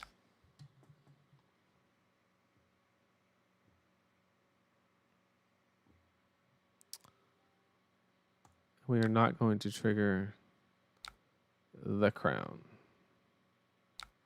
He's just going to yoink the 4 at us, and that is perfectly fine.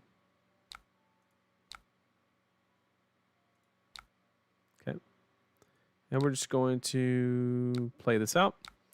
And now we basically can always play 2 costs. So now our game plan is to just... We could have swung flail there, but I really don't like giving up the life and just getting the breaking skills. I think it's kind of a bad trade. I could be wrong there. So in this situation, we're not blocking that. So our number 1 target is going to be the red Deathly Delight because it's the cheapest thing that we can play. So what we are looking for is possibly try to Arsenal the Revel, and then we really want to block with the Whale and the Banshee and just play the Deathly Delight from hand is kind of our goal. So we're using this to block 6, Arsenal, and then just play on the two Rune Chants. That is our idea. We are a little bit behind. Okay. This is an interesting spot. So we were intending on blocking anyway, right? So what we could do is block here. But if he has Razor Reflex, then he continues his turn and draws, right? Which is bad. So the question is, do we give up the Revel and Rune Blood to shut his turn down? Because if we block with the Revel and Rune Blood and make it 8, he can Razor and Breaking Scales and only gets up to 8. So literally only Empowerment, Scales, and Razor Reflex get over the 8. So this is inefficient here, but we force him to be inefficient as well by ending his turn with 2 cards in hand. So we're going to take that line. We're just going to end the turn here, force him to Arsenal.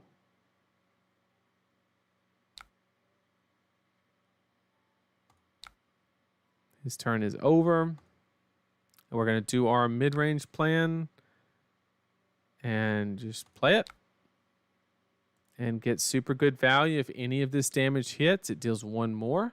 So this is effectively a 1 card for 8, effectively. Not counting the 1 rune chant created by the incantation. So 1 card, 7.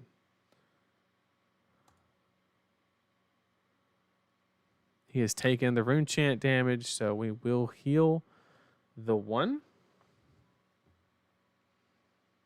And this is good tempo. And we also, just going off of the line, he either has a brick or we know for sure that he has a Razor Reflex. So we are going to try and play around. He doesn't have snaps, so playing around Razor is actually incentivized in most situations. So this is a very interesting hand, to say the least.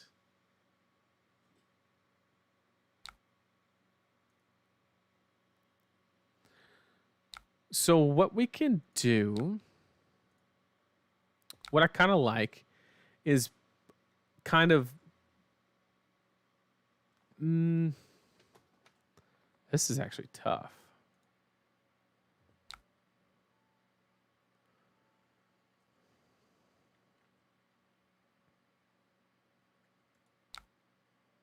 I think it really just depends on what he throws. Because I'll tell you what I don't hate. I don't hate blocking with Oath in one of these two and then Banish, Arsenal, and then just kind of set up for a bigger turn on the following turn. I just need to figure out whether I need to prioritize the Destruction or the Deathly Well.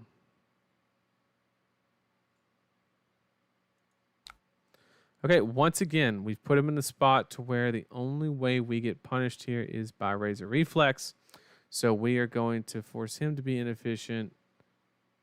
So I think in this situation, I kind of want the Deathly Well because I want to play more mid-rangey rather than the Arsenal Destruction.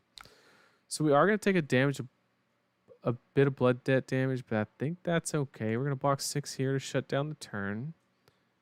Yep, there's the Razor that we knew we had. And he just had to burn it anyway. So we basically got the widespread destruction effect anyway. Pretty cool. We have 2 rune chants, so unfortunately we cannot play the Deathly Well. Still not worth it to swing Flail because we want to guarantee that we can just easily do the Deathly Well the following turn. So what we're going to do is just pass and arsenal this. We could play it on Tunic counter. And this is actually a very good hand because what we can do is now we can actually just banish the Putrid Stirrings and then play the Putrid Stirrings and the incantation. Pitch this to pay for this. And then play this. Really good attack. Which gives us 6 to block with, and we still have a very positive tempo play.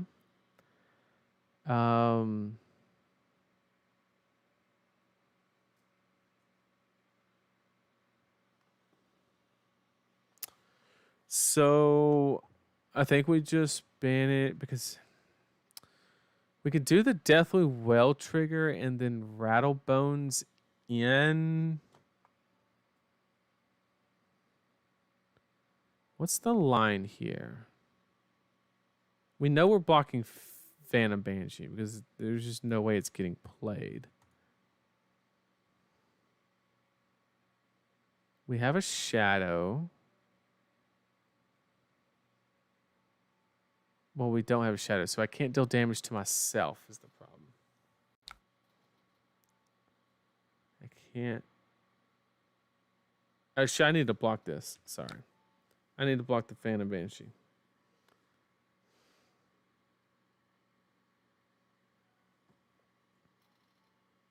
I'm going to request undo, but if he doesn't allow... I was thinking... I don't know. I thought we were somewhere else.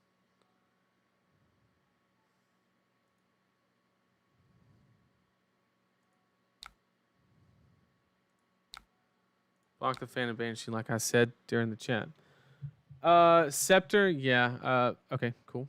And you earned it. Oh, he had 2 of them. That's nuts. When you're considering Be Like Water blocks, do you respect Ancestral Empowerment? Usually not. If he's got it, he's got it. Like, cool.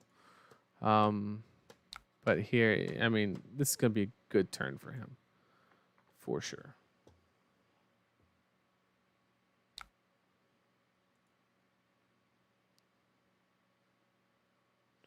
Discarding a Be Like Water, getting a Whelming. So he is paying the 1 to name Surging, which means we need to block 6 here.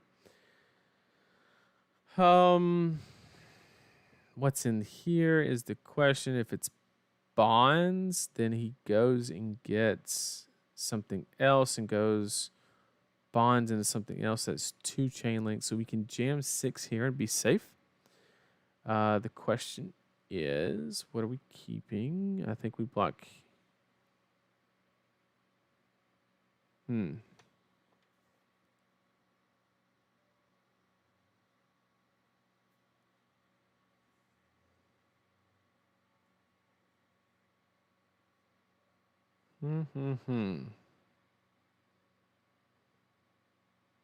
think we just concede the hand and just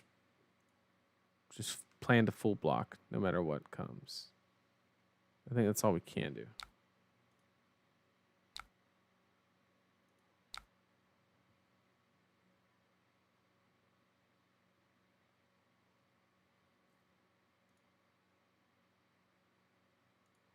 Well, at least one's in the pitch zone. Thank God for that.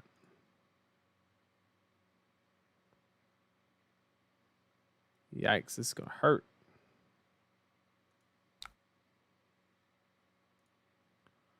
But I think we're okay. He's going to go get 2 Lord of Winds. He's going to pump it up, do what, 6? Yeah, my plan, Michael, was to banish the Putrid, and yeah, we definitely just wanted to block, but it was just a really good line. Like he had the answer. Filled the. I think we're still fine because we have a really good play next turn. We still have the Deathly Well. We'll be on 3 rune chance. He doesn't get the card draw. Really good turn. But I think we'll will stabilize because we also have the incantation R. So we take the tunic, we play that out to keep the 2 Rune Gate sustain dream alive.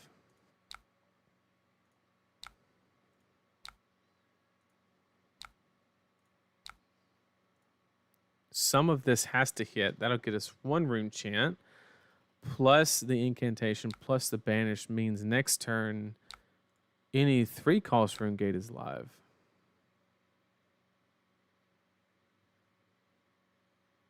I have no D reacts, Michael. Not a single one. I mean, some in the sideboard. I just have unmovables for Azalea. This is a list that is planned for kind of like post Lexi. So I think Azalea will kind of dominate more, which is kind of where I went the unmovable route rather than the reduced to rune chant. But I think we're in a decent spot. We got 1 from the... Yep, so we can widespread destruction just off the rip because we'll get 1 from banishing it and then 1 from the incantation. So really what we're going to do is we're just going to block down to the widespread is all we're going to do. We'll block with the Rattlebones last because keeping it and putting in Arsenal is okay.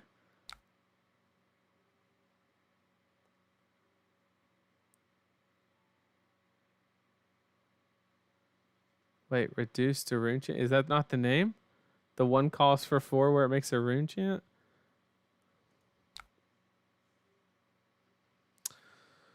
Surging. Do we think he has it? I think now's a good time as ever to give up Tunic to kind of force that interaction if he does have the empowerment.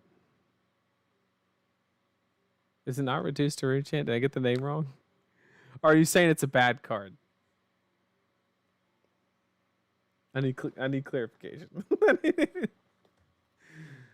Okay, so we want to prevent him from having it. Does he have the natty? He has the natty, so we have to give up the 2 cards here because he has the breaking skills. We're not really doing anything anyway.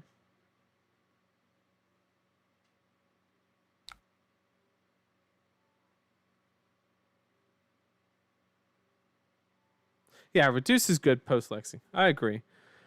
In this deck though, it feels good when it's good, but boy, it feels bad when it's bad.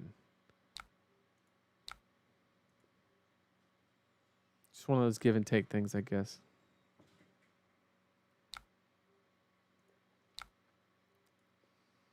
Yep, you got it. You got it. And then we'll rip this. Unfortunately, no Arsenal, but it was the better of the 2, unfortunately. I don't even want to widespread ruin. Yeah. Because if I hit Blood Dead off the top, I'm taking damage. We don't want that. So all we're doing is we're trying to, as effectively as possible, while we have this incantation out, we're trying to block down to the 2 cost and then just play it like we did here. But we had the extra rune chant from the Deathly Wells. Let's play a 3 cost instead. So we're just trying to play this mid-rangey game plan. We are kind of behind in this situation, but that is what our thought process is at.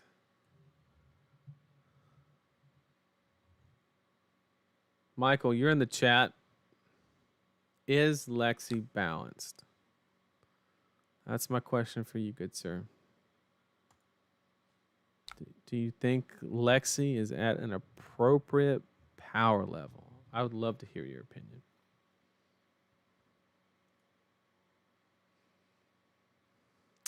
Okay, we actually have a lot of options here.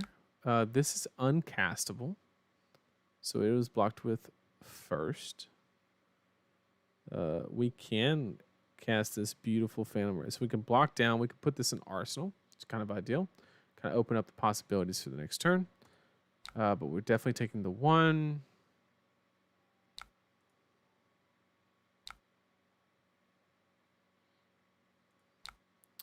We have a... What does balanced mean? So in the article, Brian mentioned that it was the healthiest, best deck Flesh and Blood has ever had. And do you think, which is a relative term or a relative statement, do you think that it is basically, do you think we are approaching the point that we're trying to get to, or are we already there?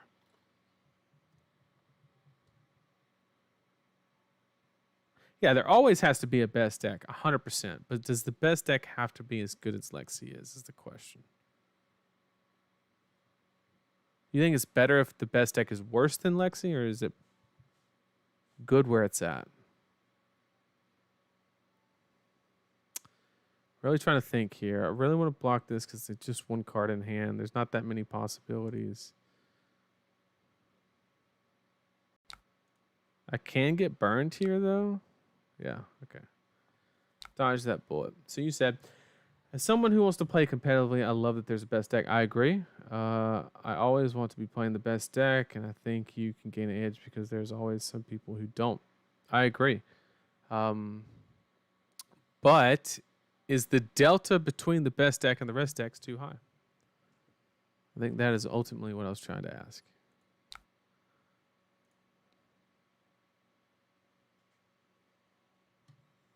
I think all the best decks so far in FABREC have been frustrating to play against. Still thinking about balance. Didn't hear your question yet. Still thinking. Yep.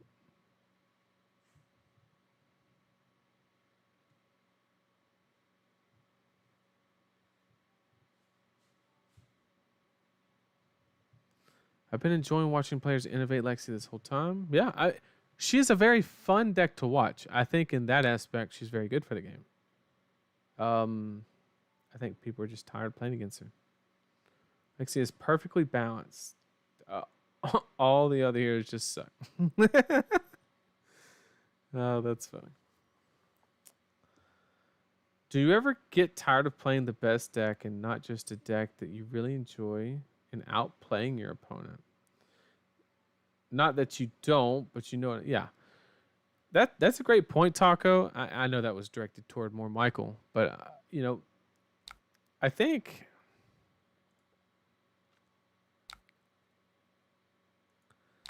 the real question comes down to like why, by playing the best deck, all you're doing is reducing the delta of how much you have to outplay somebody by.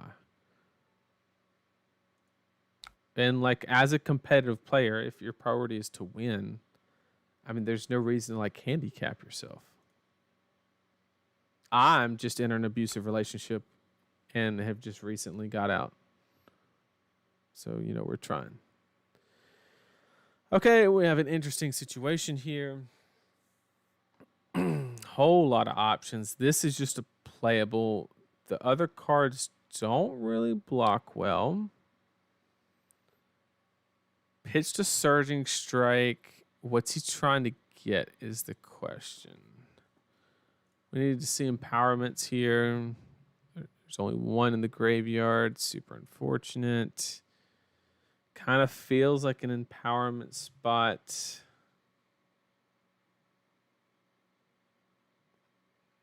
So I think Lexi has more cards that break Fab rules than any other deck so far. 3X Codex. Yep, absolutely.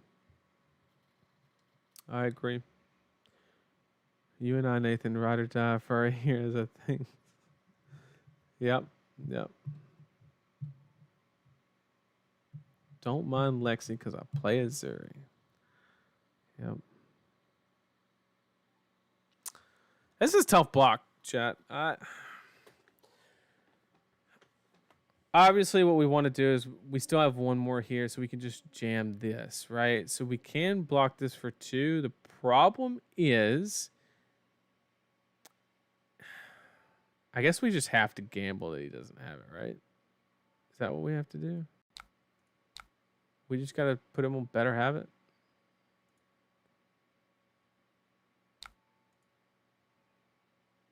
Just don't have the natty one time. Please.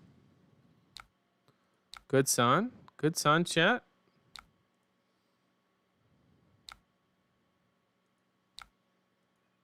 Normally, I would think about blocking this. to stop the mass, but with not having snaps. Oh, that's a good spot, chat. This a real good spot. So here we banish the Deathly Delight. We give it +3. And we go, since it's Deathly Delight, we get refunded on the life pay. So we definitely go ahead and jam it. And then we go ahead and rip it. Pretty good turn cycle, chat. I don't really get tired of playing the best deck. In fact, I don't consider myself very good at CC. So I kind of have to play the same deck for a long time before I feel good about it. I remember you mentioning when we played at Charlotte, when you were on Oldham. I remember you said something very similar to that. I remember that.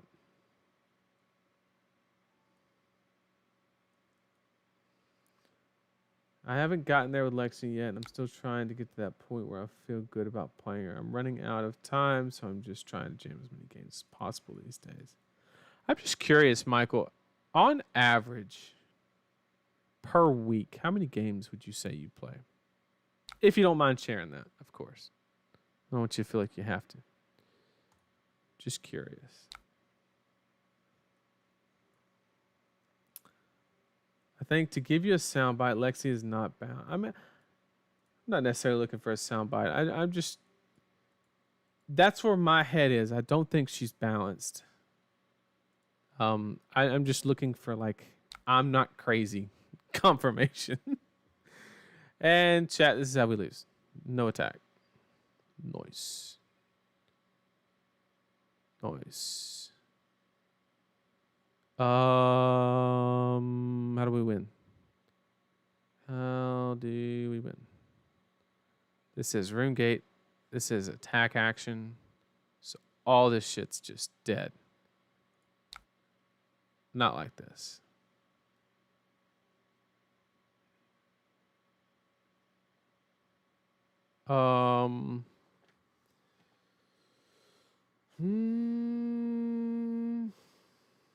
We can pitch this to play these two,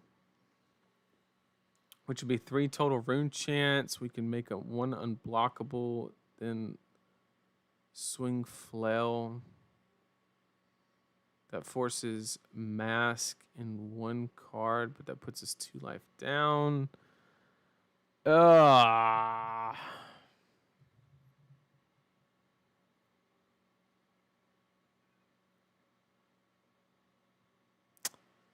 Man. I think we had this locked up, chat, and we just...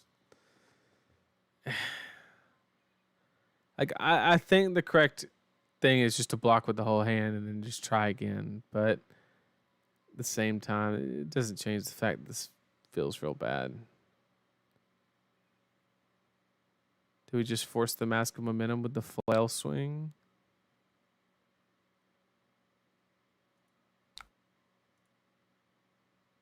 I think so.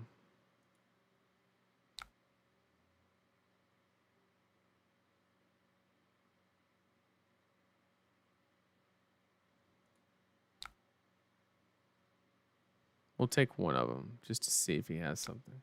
Which means I should have blocked with something else probably.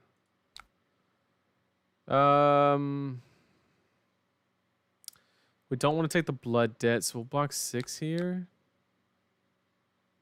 And then just get the rune chant off of this, unfortunately. It's kind of burned, but fuck it.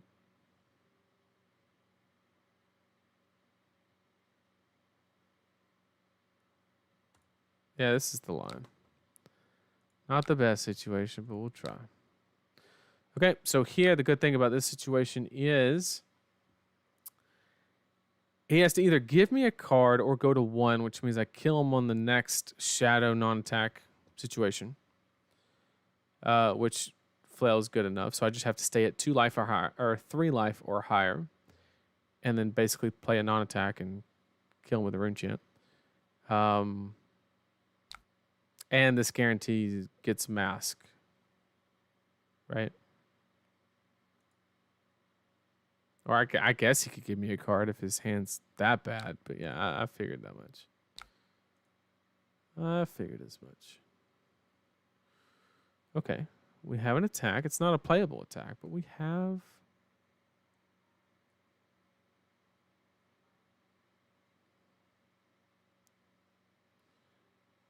all contribute to things that I don't expect in future Fab heroes to have. I agree. I agree.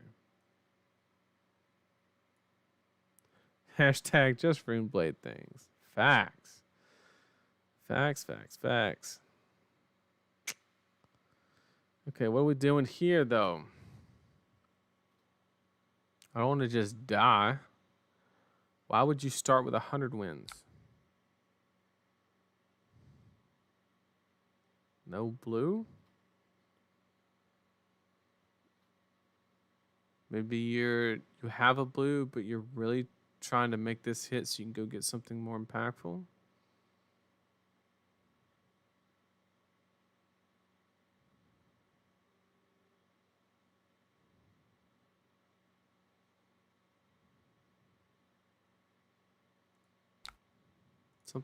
Something's fishy here. Don't know what it is. I think he really wants that to hit. I don't know why. I can't mathematically justify it. But I think he really wanted that to hit. And I really wanted to deny breaking skills to make that happen. I don't think you're crazy. Lexi is the last remaining relic of Tails. Yep, that's what I mentioned earlier. I feel like codices were supposed to buff the entire Ranger. Yep.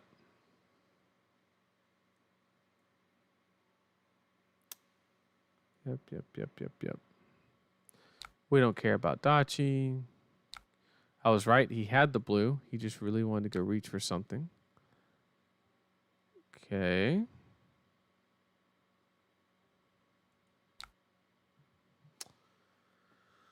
What do we do here?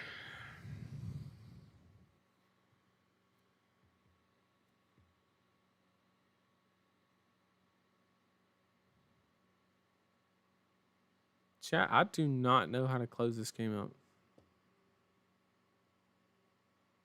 I can't let this hit. What?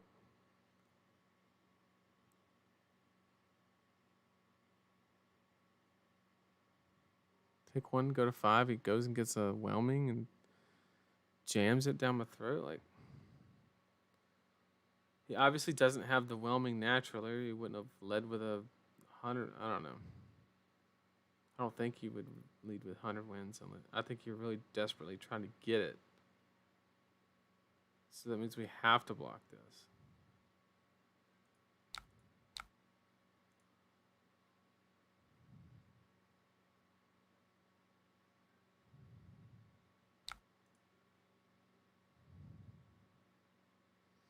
I don't know what the win con is here.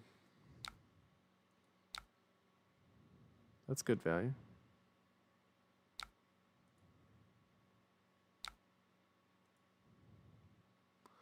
So this gets him down to a 3-card hand, but we're slowly killing ourselves.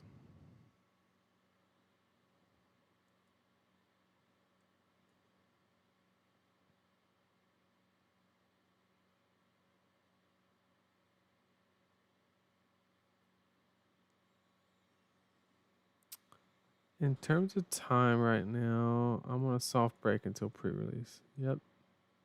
But even post-nats, I was jamming 2 to 3 hours worth of games Monday through Friday. My solution is being prone to punting. Yep. Just jam a bunch of games. Oh, it doesn't work for others. I have time to jam a ton of games, but it works for me. Yep. Creature of habit. Makes perfect sense. This ban and suspended announcement as an Icelander player. I don't know if I keep jamming Icelander, try to find something. With the increase in points, it's kind of... It's a weird situation, right?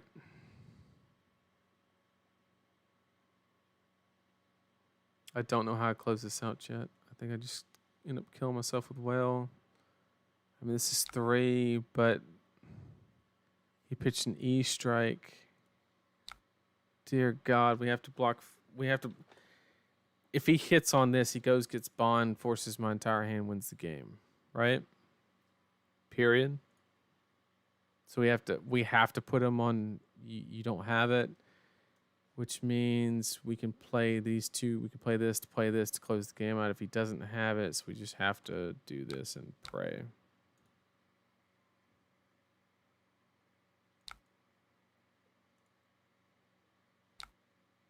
And he had it. anyway. So it doesn't matter. It just gets the whole hand anyway.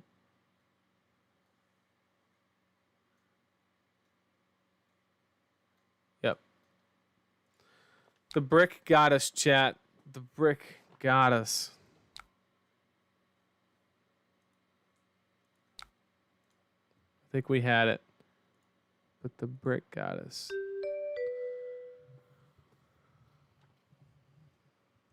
If they decrease...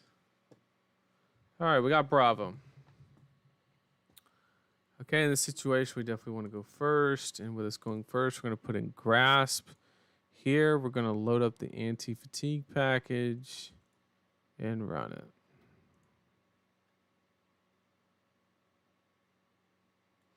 Def, not Yuanji. Does that mean it's Yuanji?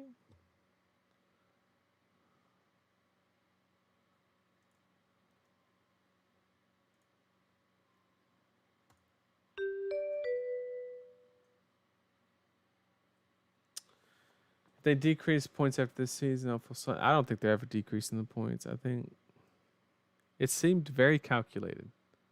I think you got to make him get breaking skills value early. Yeah, there was never a point where I could like conveniently force him to. But I 100% agree with you. 100%. Out of these, I think the best target is. I think there's a bug.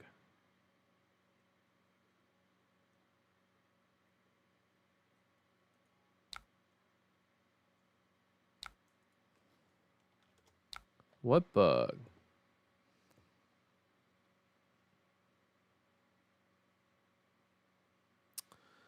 Okay, so in this situation, we definitely want to pitch a blue to make a rune chant. There's no reason not to. I don't really want to arsenal this. It's not what I'm really shooting for. So I think we're just going to... I really like the Deathly Will on the 3 hit, though. So I think we have to. It's just too good a value. And we pass. Arsenal the Beseech. We have a couple options here.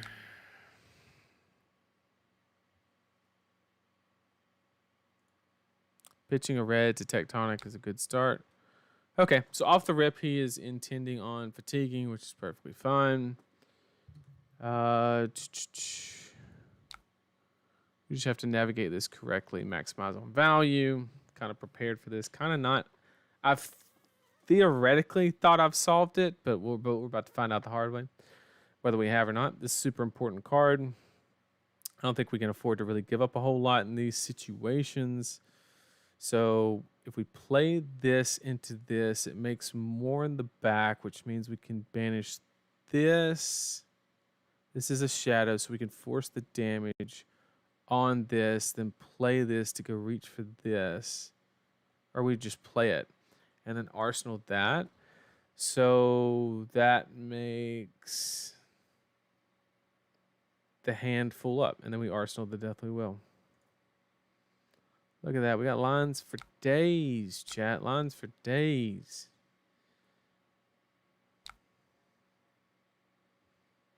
Okay, so we wanted to banish this.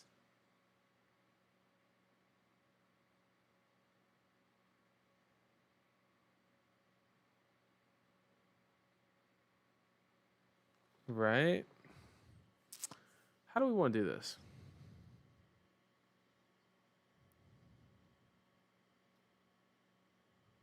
Do we...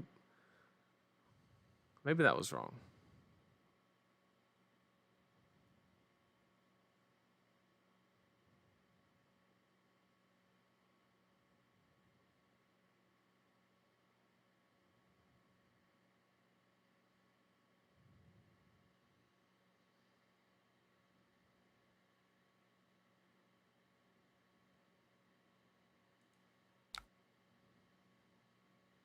I'm pivoting from my strategy.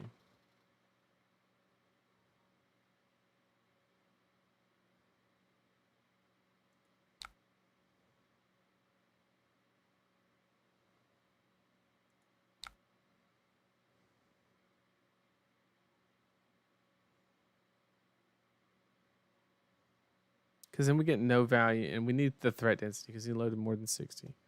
We know what he's trying to do.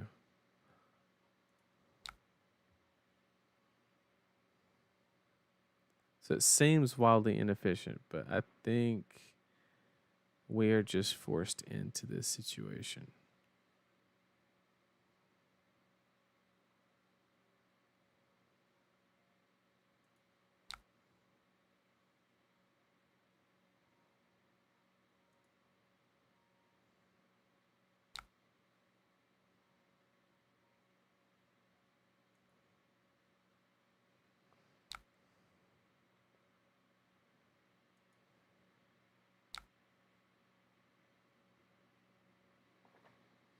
Thanks for everything you're doing. Good luck with the games. I appreciate it, Michael. Thanks for stopping by.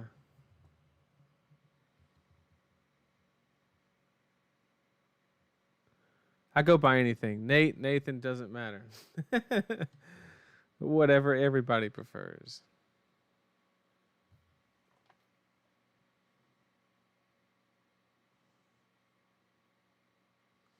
Yeah, the reason I didn't block that hammer was I originally thought I was going to banish the Phantom Wraith and then Rattle Bones for the action point to play it off of the two off of the Deathly Well, but then I realized that playing the Rattle Bones in this fatigue situation and not getting any actual threat density value back is very risky. It's extremely risky.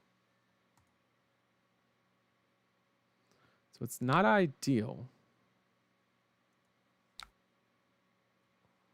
And he seems like he's much more willing to play like a more mid-rangey strat with me.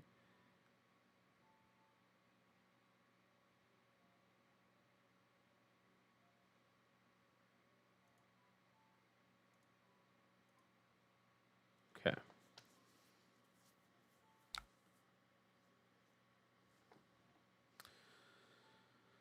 Okay, we have Starstruck.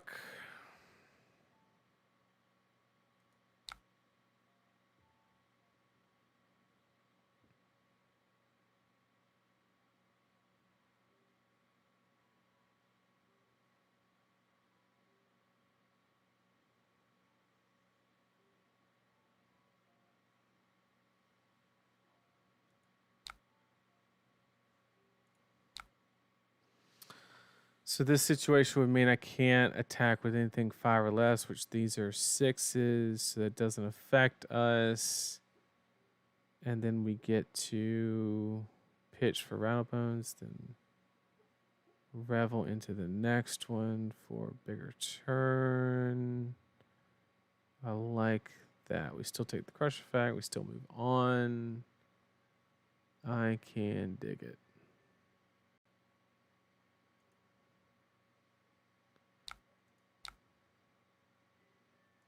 I'm crushed. Okay, so we banish that. Then we say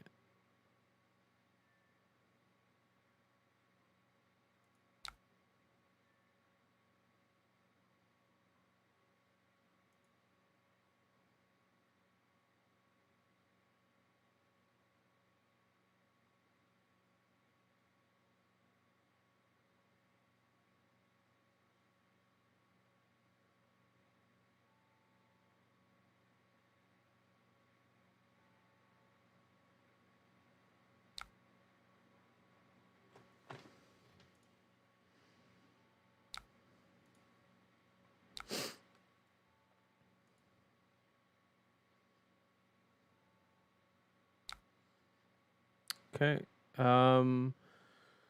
So in this situation, we didn't deal any arcane damage, which means the Rattlebones is turned off, but that's okay. I did anticipate a plan B. So what we're going to do is we're going to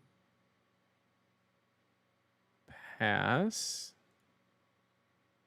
Let this resolve. We're going to break the chain to put the Deathly Well into the graveyard. We're going to take the Tunic counter. Then we're going to Creepers in said Rattlebones. By paying this to get this back in the banish zone, play the Revel to get 4 rune chance to play that again.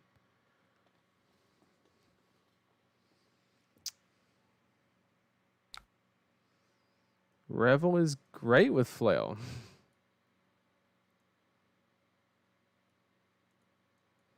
Clearly. No, so Revel's not like flail is there because I don't want to switch between sideboarding strategies. And my deck has 0 go again in the attack action slot. I have no mobs, no nothing. So what's the point in Nebula Blade? So maybe in your list and the way you're approaching the Vinset deck, like maybe. But me personally.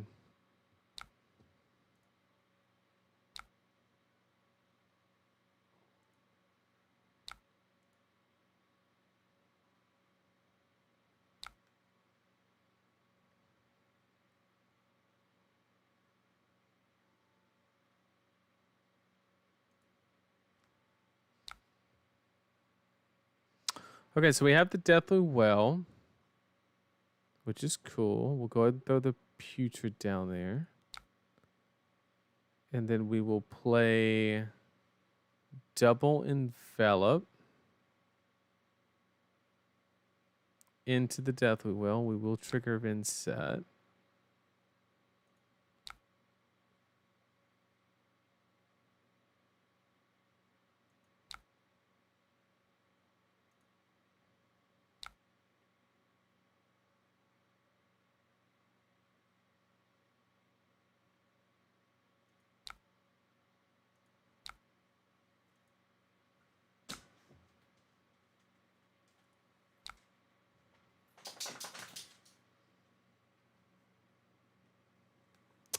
Giving Vinny another, yeah, we're trying some stuff.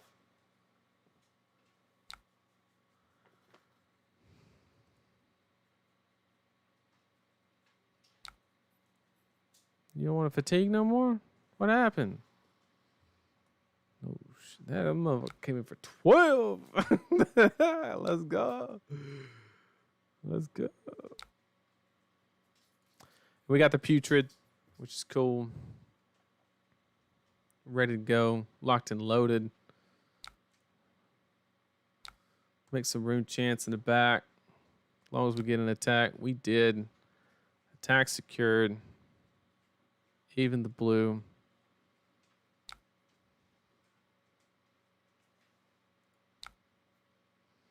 So now we banish the other Deathly Will to get the third. We play the Putrid Stirrings, pitching this. We do pay. Then we play Runic. Then we play Well again. Because why not? Then we're going to bank this on Hallowed Rites. We're going to get back one of our Putrid Stirrings in case they think they're going to fatigue us. I really think she just needs 1 to 2 more reliable chant generators. I don't know what she needs, to be honest with you. I've kind of solved the fatigue problem. This Bravo player walked in with the intention. They loaded 65 cards. However, I think they're very quickly realizing that is... I just don't see how that's going to happen. My opinion, of course. I would be very interested to see if like maybe they do a pivot of some sort. Would be kind of interesting. But I still got like 54 cards and they're at 21. So I don't think fatigue is a real possibility. So we're going to arsenal this one. We got another good one to go. Call it a day. We don't really have any good way to play any of this. This is actually a good situation here because we had a very like inefficient hand kind of situation. But we could get greedy.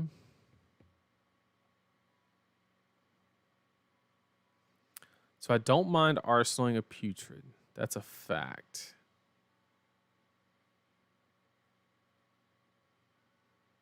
I don't want to lose my creepers. Is the real situation. So I think we block here and here and then sink this to kind of hedge.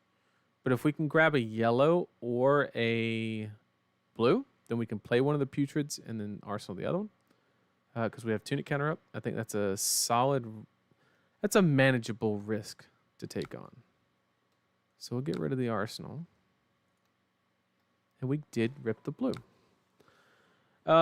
Any thoughts on unhallowed rights? Yeah, so unhallowed rights, the way that I utilize it, that's what my arsenal card was, is you unhallowed rights, and then you get back a putrid stirrings, and then you get rattlebones to get back the unhallowed rights to get back the putrid stirrings.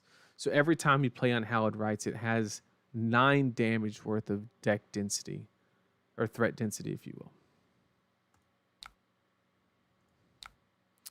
So in this situation, we are going to banish the Phantom Banshee because we'll have 3 rune chants, and then we will pitch for a putrid stirrings, which we will pay because we really just want to keep the creepers. We obviously don't get any effect here, but we want to.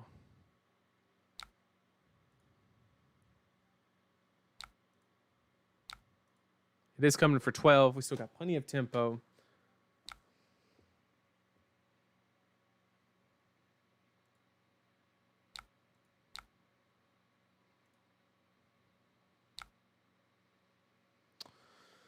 Okay, so in this situation, what do we do here? This is rune gate only. Okay. So we can oath into unhallowed rights. That is a line off of the blue. Bank the putrid. That is an option. Not a great option, but it is. It just says the next attack action card you rune gate, so you have to rune gate. It's not the fact that it has rune gate. You literally have to rune gate it to get the buff, which is not ideal.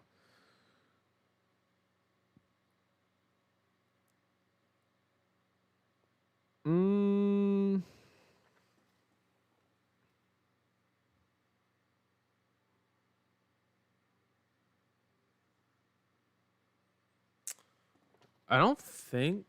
I mean, okay. This makes a rune chant. There's no way we get up to 4 rune chants. Like 0 chance. Right? Even if we make one, we don't have enough to pay. We can get up to 3. So we need a rune gate target is the problem. Which means we basically have to go into this one to not lose card economy. We're going to have to banish this one to kind of bank it for the next turn. And then we're going to have to go oath into unhallowed rights, which is obviously not ideal, but, you know. We bricked a little bit. But we are providing just enough rune chant to where, like, he's going to have to give us a card if he wants our creepers, which, you know, it's effectively blocking for 1 because he's losing a value here on this one floating. And yeah, I'm okay. It's not where we want to be, but you know, we'll take it. You could gamble in the Bravo's hand and just take a little setup. Yeah, that's kind of what we're doing, right? We're just trying to present enough damage to where if he still has fatigue in his mind, it's what, you know, he's not going to want to just sit there and eat it. And here we go. So in this situation, we're going to do something very...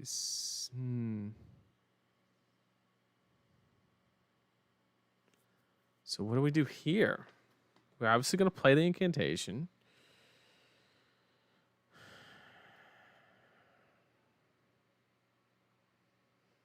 We don't have a rune chant, and we're all red up.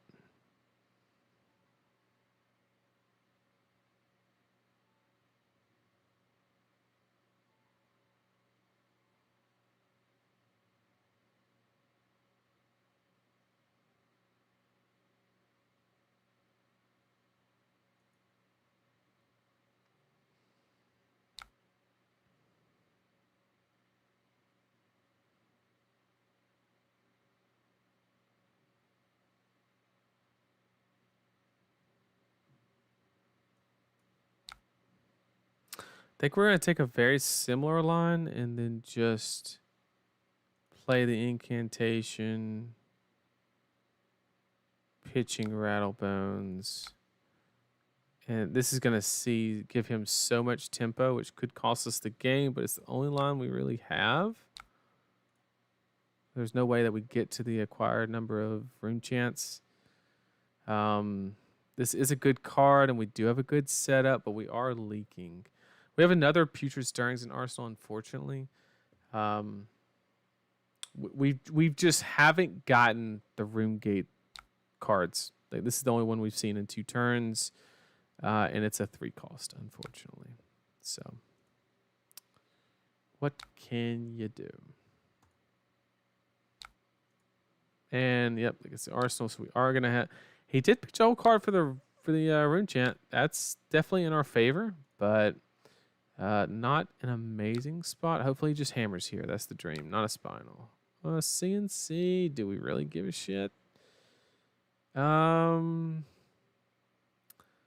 we have Putrid here. So we definitely want to play the Phantom. So we pitched the blue to pay for the Putrid, to pay for the Phantom, and we can Tunic counter the incantation.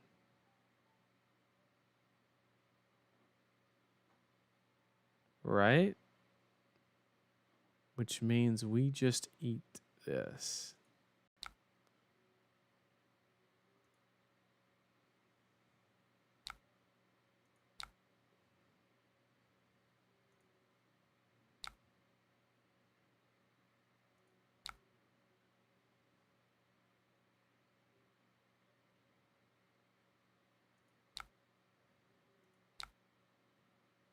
We say no on the pay, and then we take Tunic.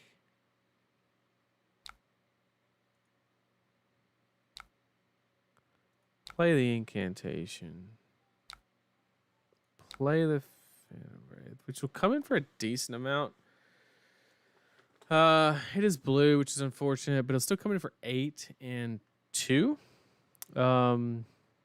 Which is no small amount of damage. It is a situation where he can take it and threaten life total, which is a very good way to beat Vincent. So we are, but the only thing kind of like saving us from that situation is this counters that idea. We can just fall back if he wants to engage in a tempo plan, which it seems like he's been tempted into doing. We can just fall back and kind of do the mid-range game plan with the incantations. Is kind of. Are you specifically trying to make an eloquence in this matchup? No. There's not a card in my deck that can utilize eloquence. I don't play Read the Runes.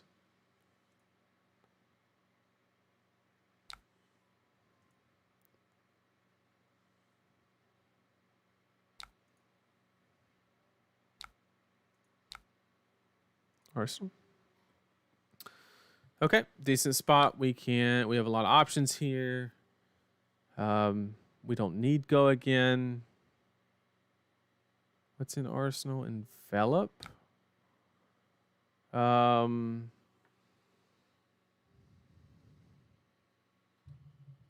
So in this situation, this is a very high value target. I don't like giving it up. But we have to pitch to pay for it is the problem.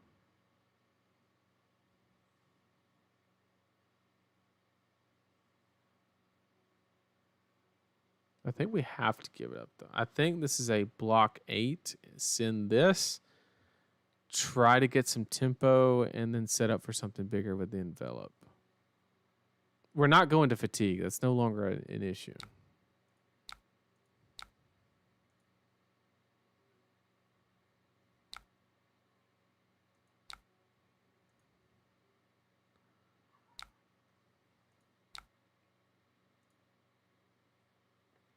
This is decent. 8 damage. You know, he's at 14. Gotta worry about it a little bit.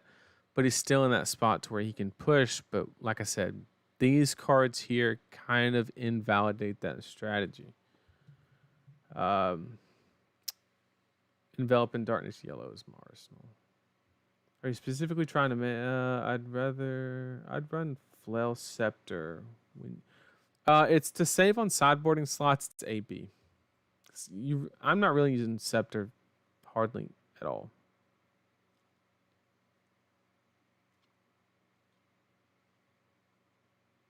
There are some matches where I do value the AB 100%.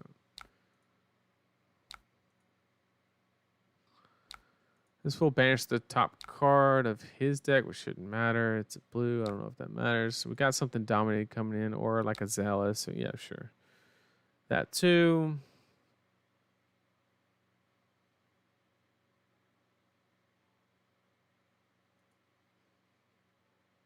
Okay, so we have the old Terra Sunder Hammer. We obviously can't stop it, so we have to discard 2 cards, which between the two would have to be, I think we just block 3, discard these 2, send widespread because we can. It's kind of the idea. We take a little bit, but that's fine. I did not put that together. That's a misplay on my end for sure. So discard.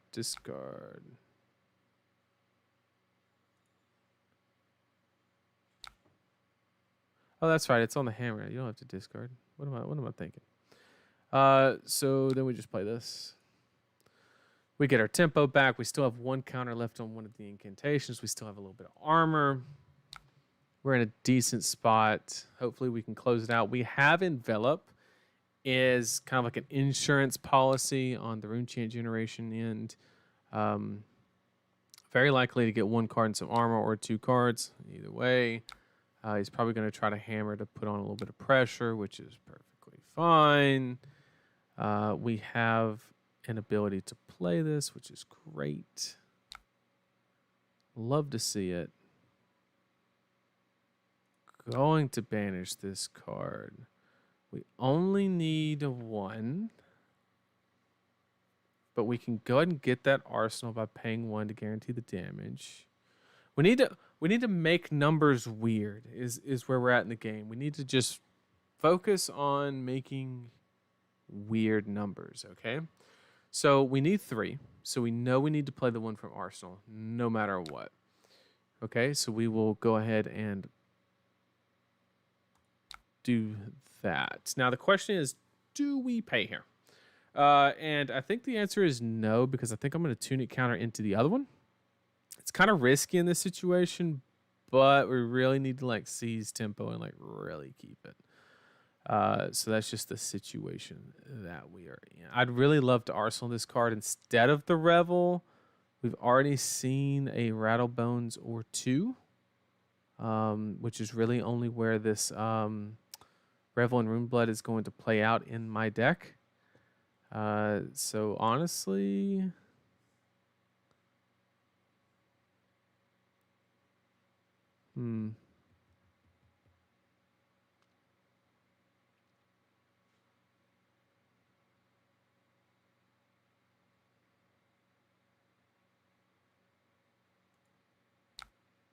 I think we just have to yeet it.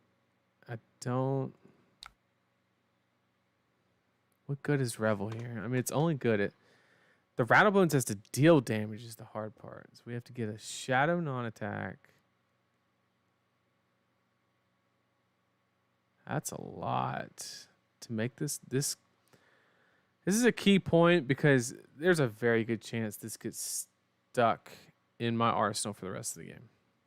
And I don't want that to happen. So the question is are we slightly inefficient and then play the Envelop by pitching the Revel to just make sure that doesn't happen and get it as far away from us as possible? Or do we tunic counter into Envelop and then arsenal the Revel? With creepers gone, let's live a little.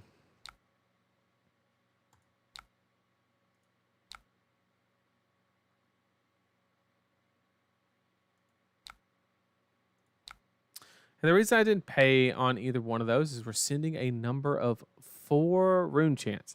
So the important thing is with 4 rune chants is he has to give us a blue here, right?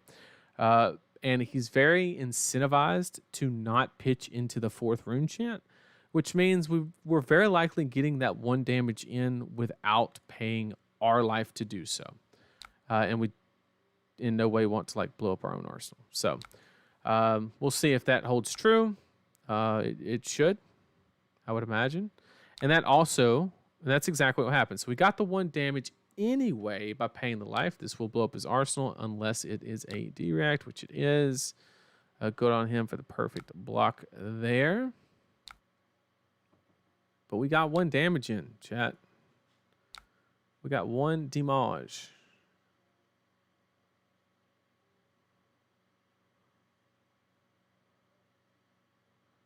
Okay, so in this situation, we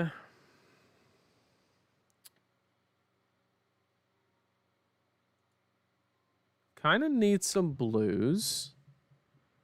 We're definitely playing the Phantom Wraith, and I think we're going to pitch the Deathly Delight. That actually could be a little greedy.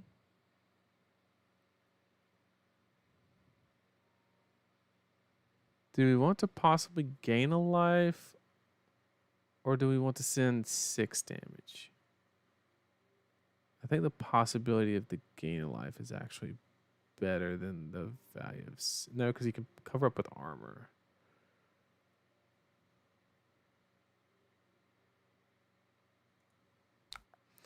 And now we know we have to make a rune chant to actually make that card playable.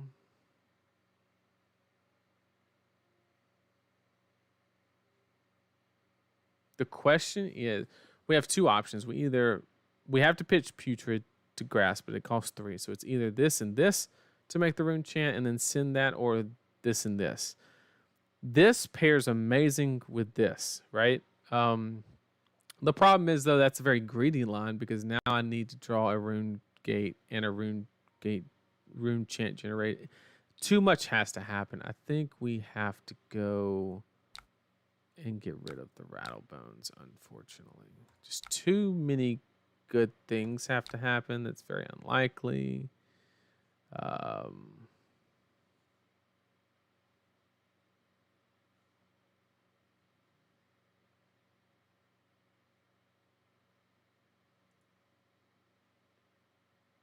I would love to rattle Revel if I had the resources.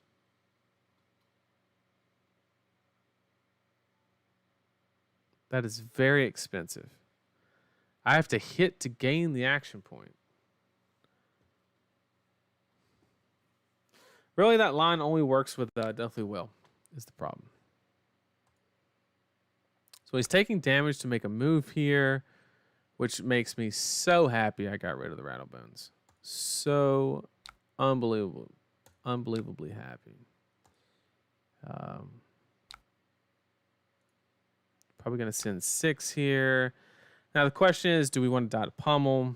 We do a graveyard check. And I think this is just one of those situations where I don't think you can afford to play around it, to be honest. Let's see. What does our line look like? So we're obviously trying to play this, and we need to pitch something to pay for this to make this playable, right? So that involves, so really all we can do is block 3. We can't block any more for this hand to function. We have, because we don't have tunic counter to pay for the envelop, right? That's the way I'm seeing it. So we just like super died a pummel here, and there's nothing we can do about it.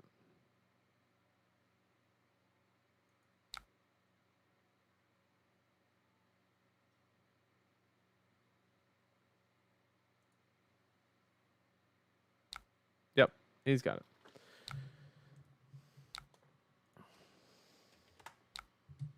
Yep. Mm. That's Vincent problems for you. That's Vincent problems for you. But it was very interesting. They went in with the mindset of fatigue, and I think where I might have lost that game was that first turn where I kind of like had an idea to use the rattle bones, but then backed out of it. I think because I ended with like 2 to 3 cards in hand because I backed out of that strategy, and that really punished. But just to give everybody an idea of the list, I'll go ahead and show it because I think that's going to be the last game. But the idea is anytime you're in a fatigue match, you're just going to. I'm running. The first thing you're going to notice is where's the mob skies? Well, oh, that was you, Ed. So if you basically, I don't mob skies to me in this deck says you're spending a whole card on go again. And you might not even have anything great after to utilize with the go again. And so what I've done is I've added cards like Rattlebones and Putrid Stirrings, a bunch of 3-block cards that pseudo answer to fatigue, right? Putrid Stirrings has great threat density of 5 in a non-attack action with go again. And then Rattlebones has the ability to either, in an aggro situation, you can rattle into a revel like we saw in the first couple turns. And then you have, you can also Rattlebones into a Unhallowed Rites, which will trigger the Unhallowed Rites, and then you can go back and get a Putrid Stirring. So the threat density per Rattlebones can be as high as 9 because you get those 2 cards back. So that's the idea. And they block for 3. That's the most important part. So if you're in a match like against a ninja or something, you just use them to block. Just throw them away. Not needed. But if somebody tries to not interact with you, it's a lot of threat density like we saw in that Bravo game where it's like, oh, you're going to try to block me out? Here's 16. Here's 16. Here, you know, we ended up breaking on the 2 turns in a row where we had to play like the rinky dink on Hallowed Rites and stuff like that. And that happens. That's Rune Blade for you. But this is the only way I've been able to solve the fatigue problem. Can you get through Dromai with no Mauve? I'm going to be honest with you. I have not tried. I have not tried because is your Mauve hitting? Is the real question. Like, I don't think it is. And the sideboard is very simple. You just have this for like Azalea and stuff like that. And then you have the anti-fatigue package, and I throw in 2 extra poppers for Dromai. I play Grasp if I go first, Vexing if I go second. Spell Void for some wizards, and then Oblivion. I haven't figured out the point in this card yet or whether I actually want to commit to it. Well, see, like Mauve Dragon on hits. So you're talking about like the Viscera mentality, but Vincent can't go that wide very conveniently. So I don't think going into the Dragon with Rune Gate cards is really where you want to be. In Viscera, it's okay because he can like Mauve, Spellblade Assault, make a bunch of rune chants, and kind of keep going, swing with a very efficient weapon, whereas Vincent does not have that ability. I think you just need to beat her with raw efficient damage and then occasionally draw 2 Rune Gate cards where you don't need one of them and use one as a popper. Have not tested that matchup.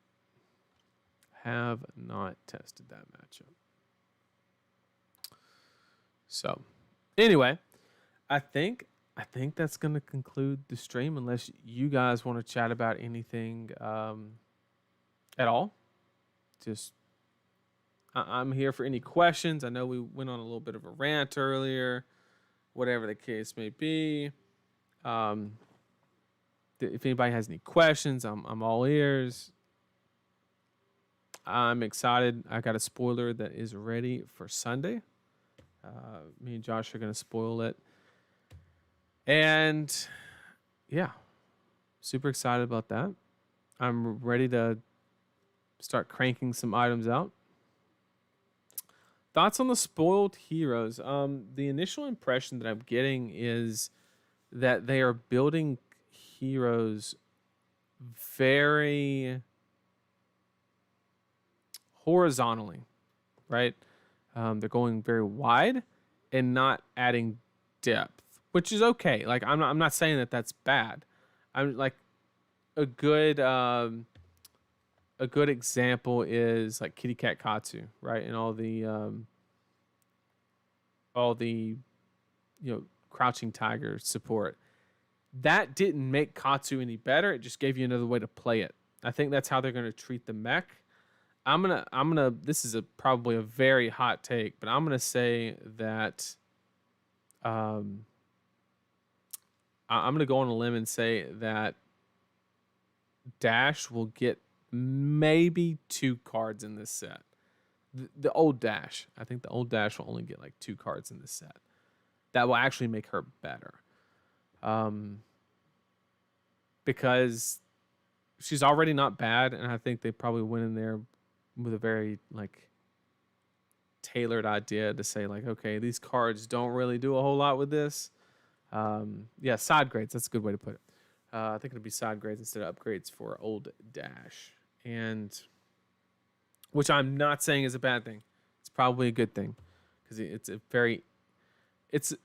I don't want to say it's a very easy way to keep things balanced because it's never easy to keep it balanced, but it is a convenient way to keep everything kind of separated and contained and compartmentalized. So definitely excited about that. I'm looking forward to it. As far as we don't have enough to like really value the heroes. There's not enough kind of information out there. All we know is,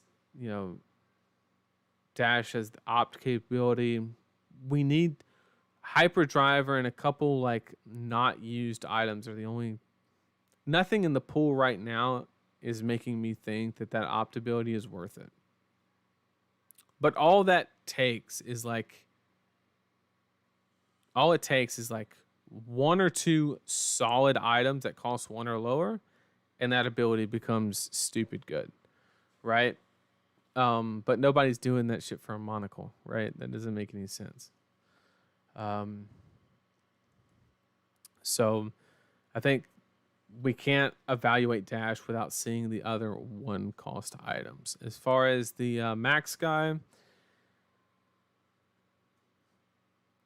our card has a new keyword. That's all I can say, which I think is going to jive with Max a lot. And, it's different, but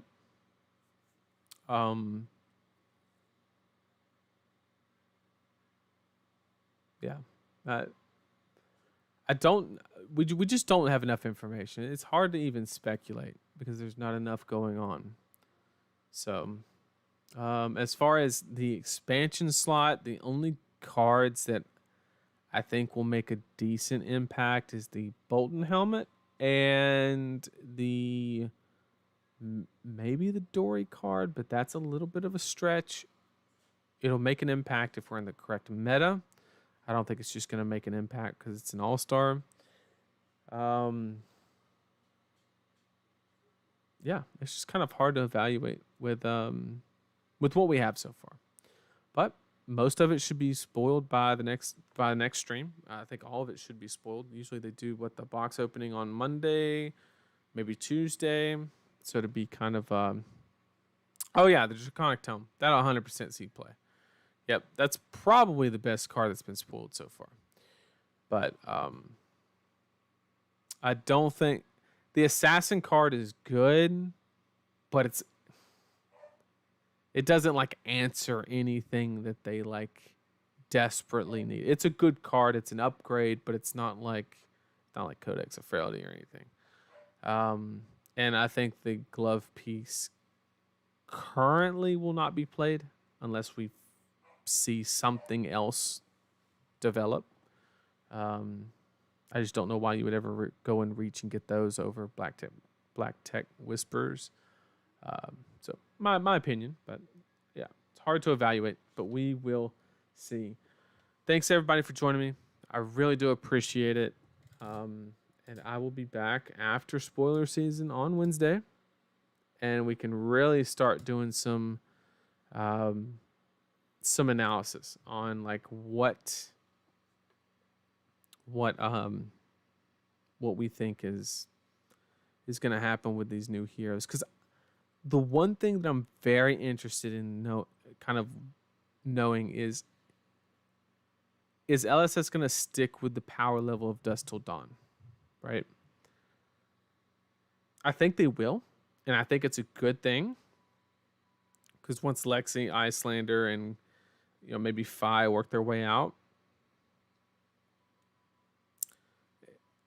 I think it's going to be really balanced. I think it's going to be extremely balanced. I think that's where they're kind of like envisioning the game to be, and we just have to get there, right? But super excited, and we'll see what the cards have for us. So thanks everybody for joining me. I really do appreciate it, and I'll see you guys next Wednesday. Take care.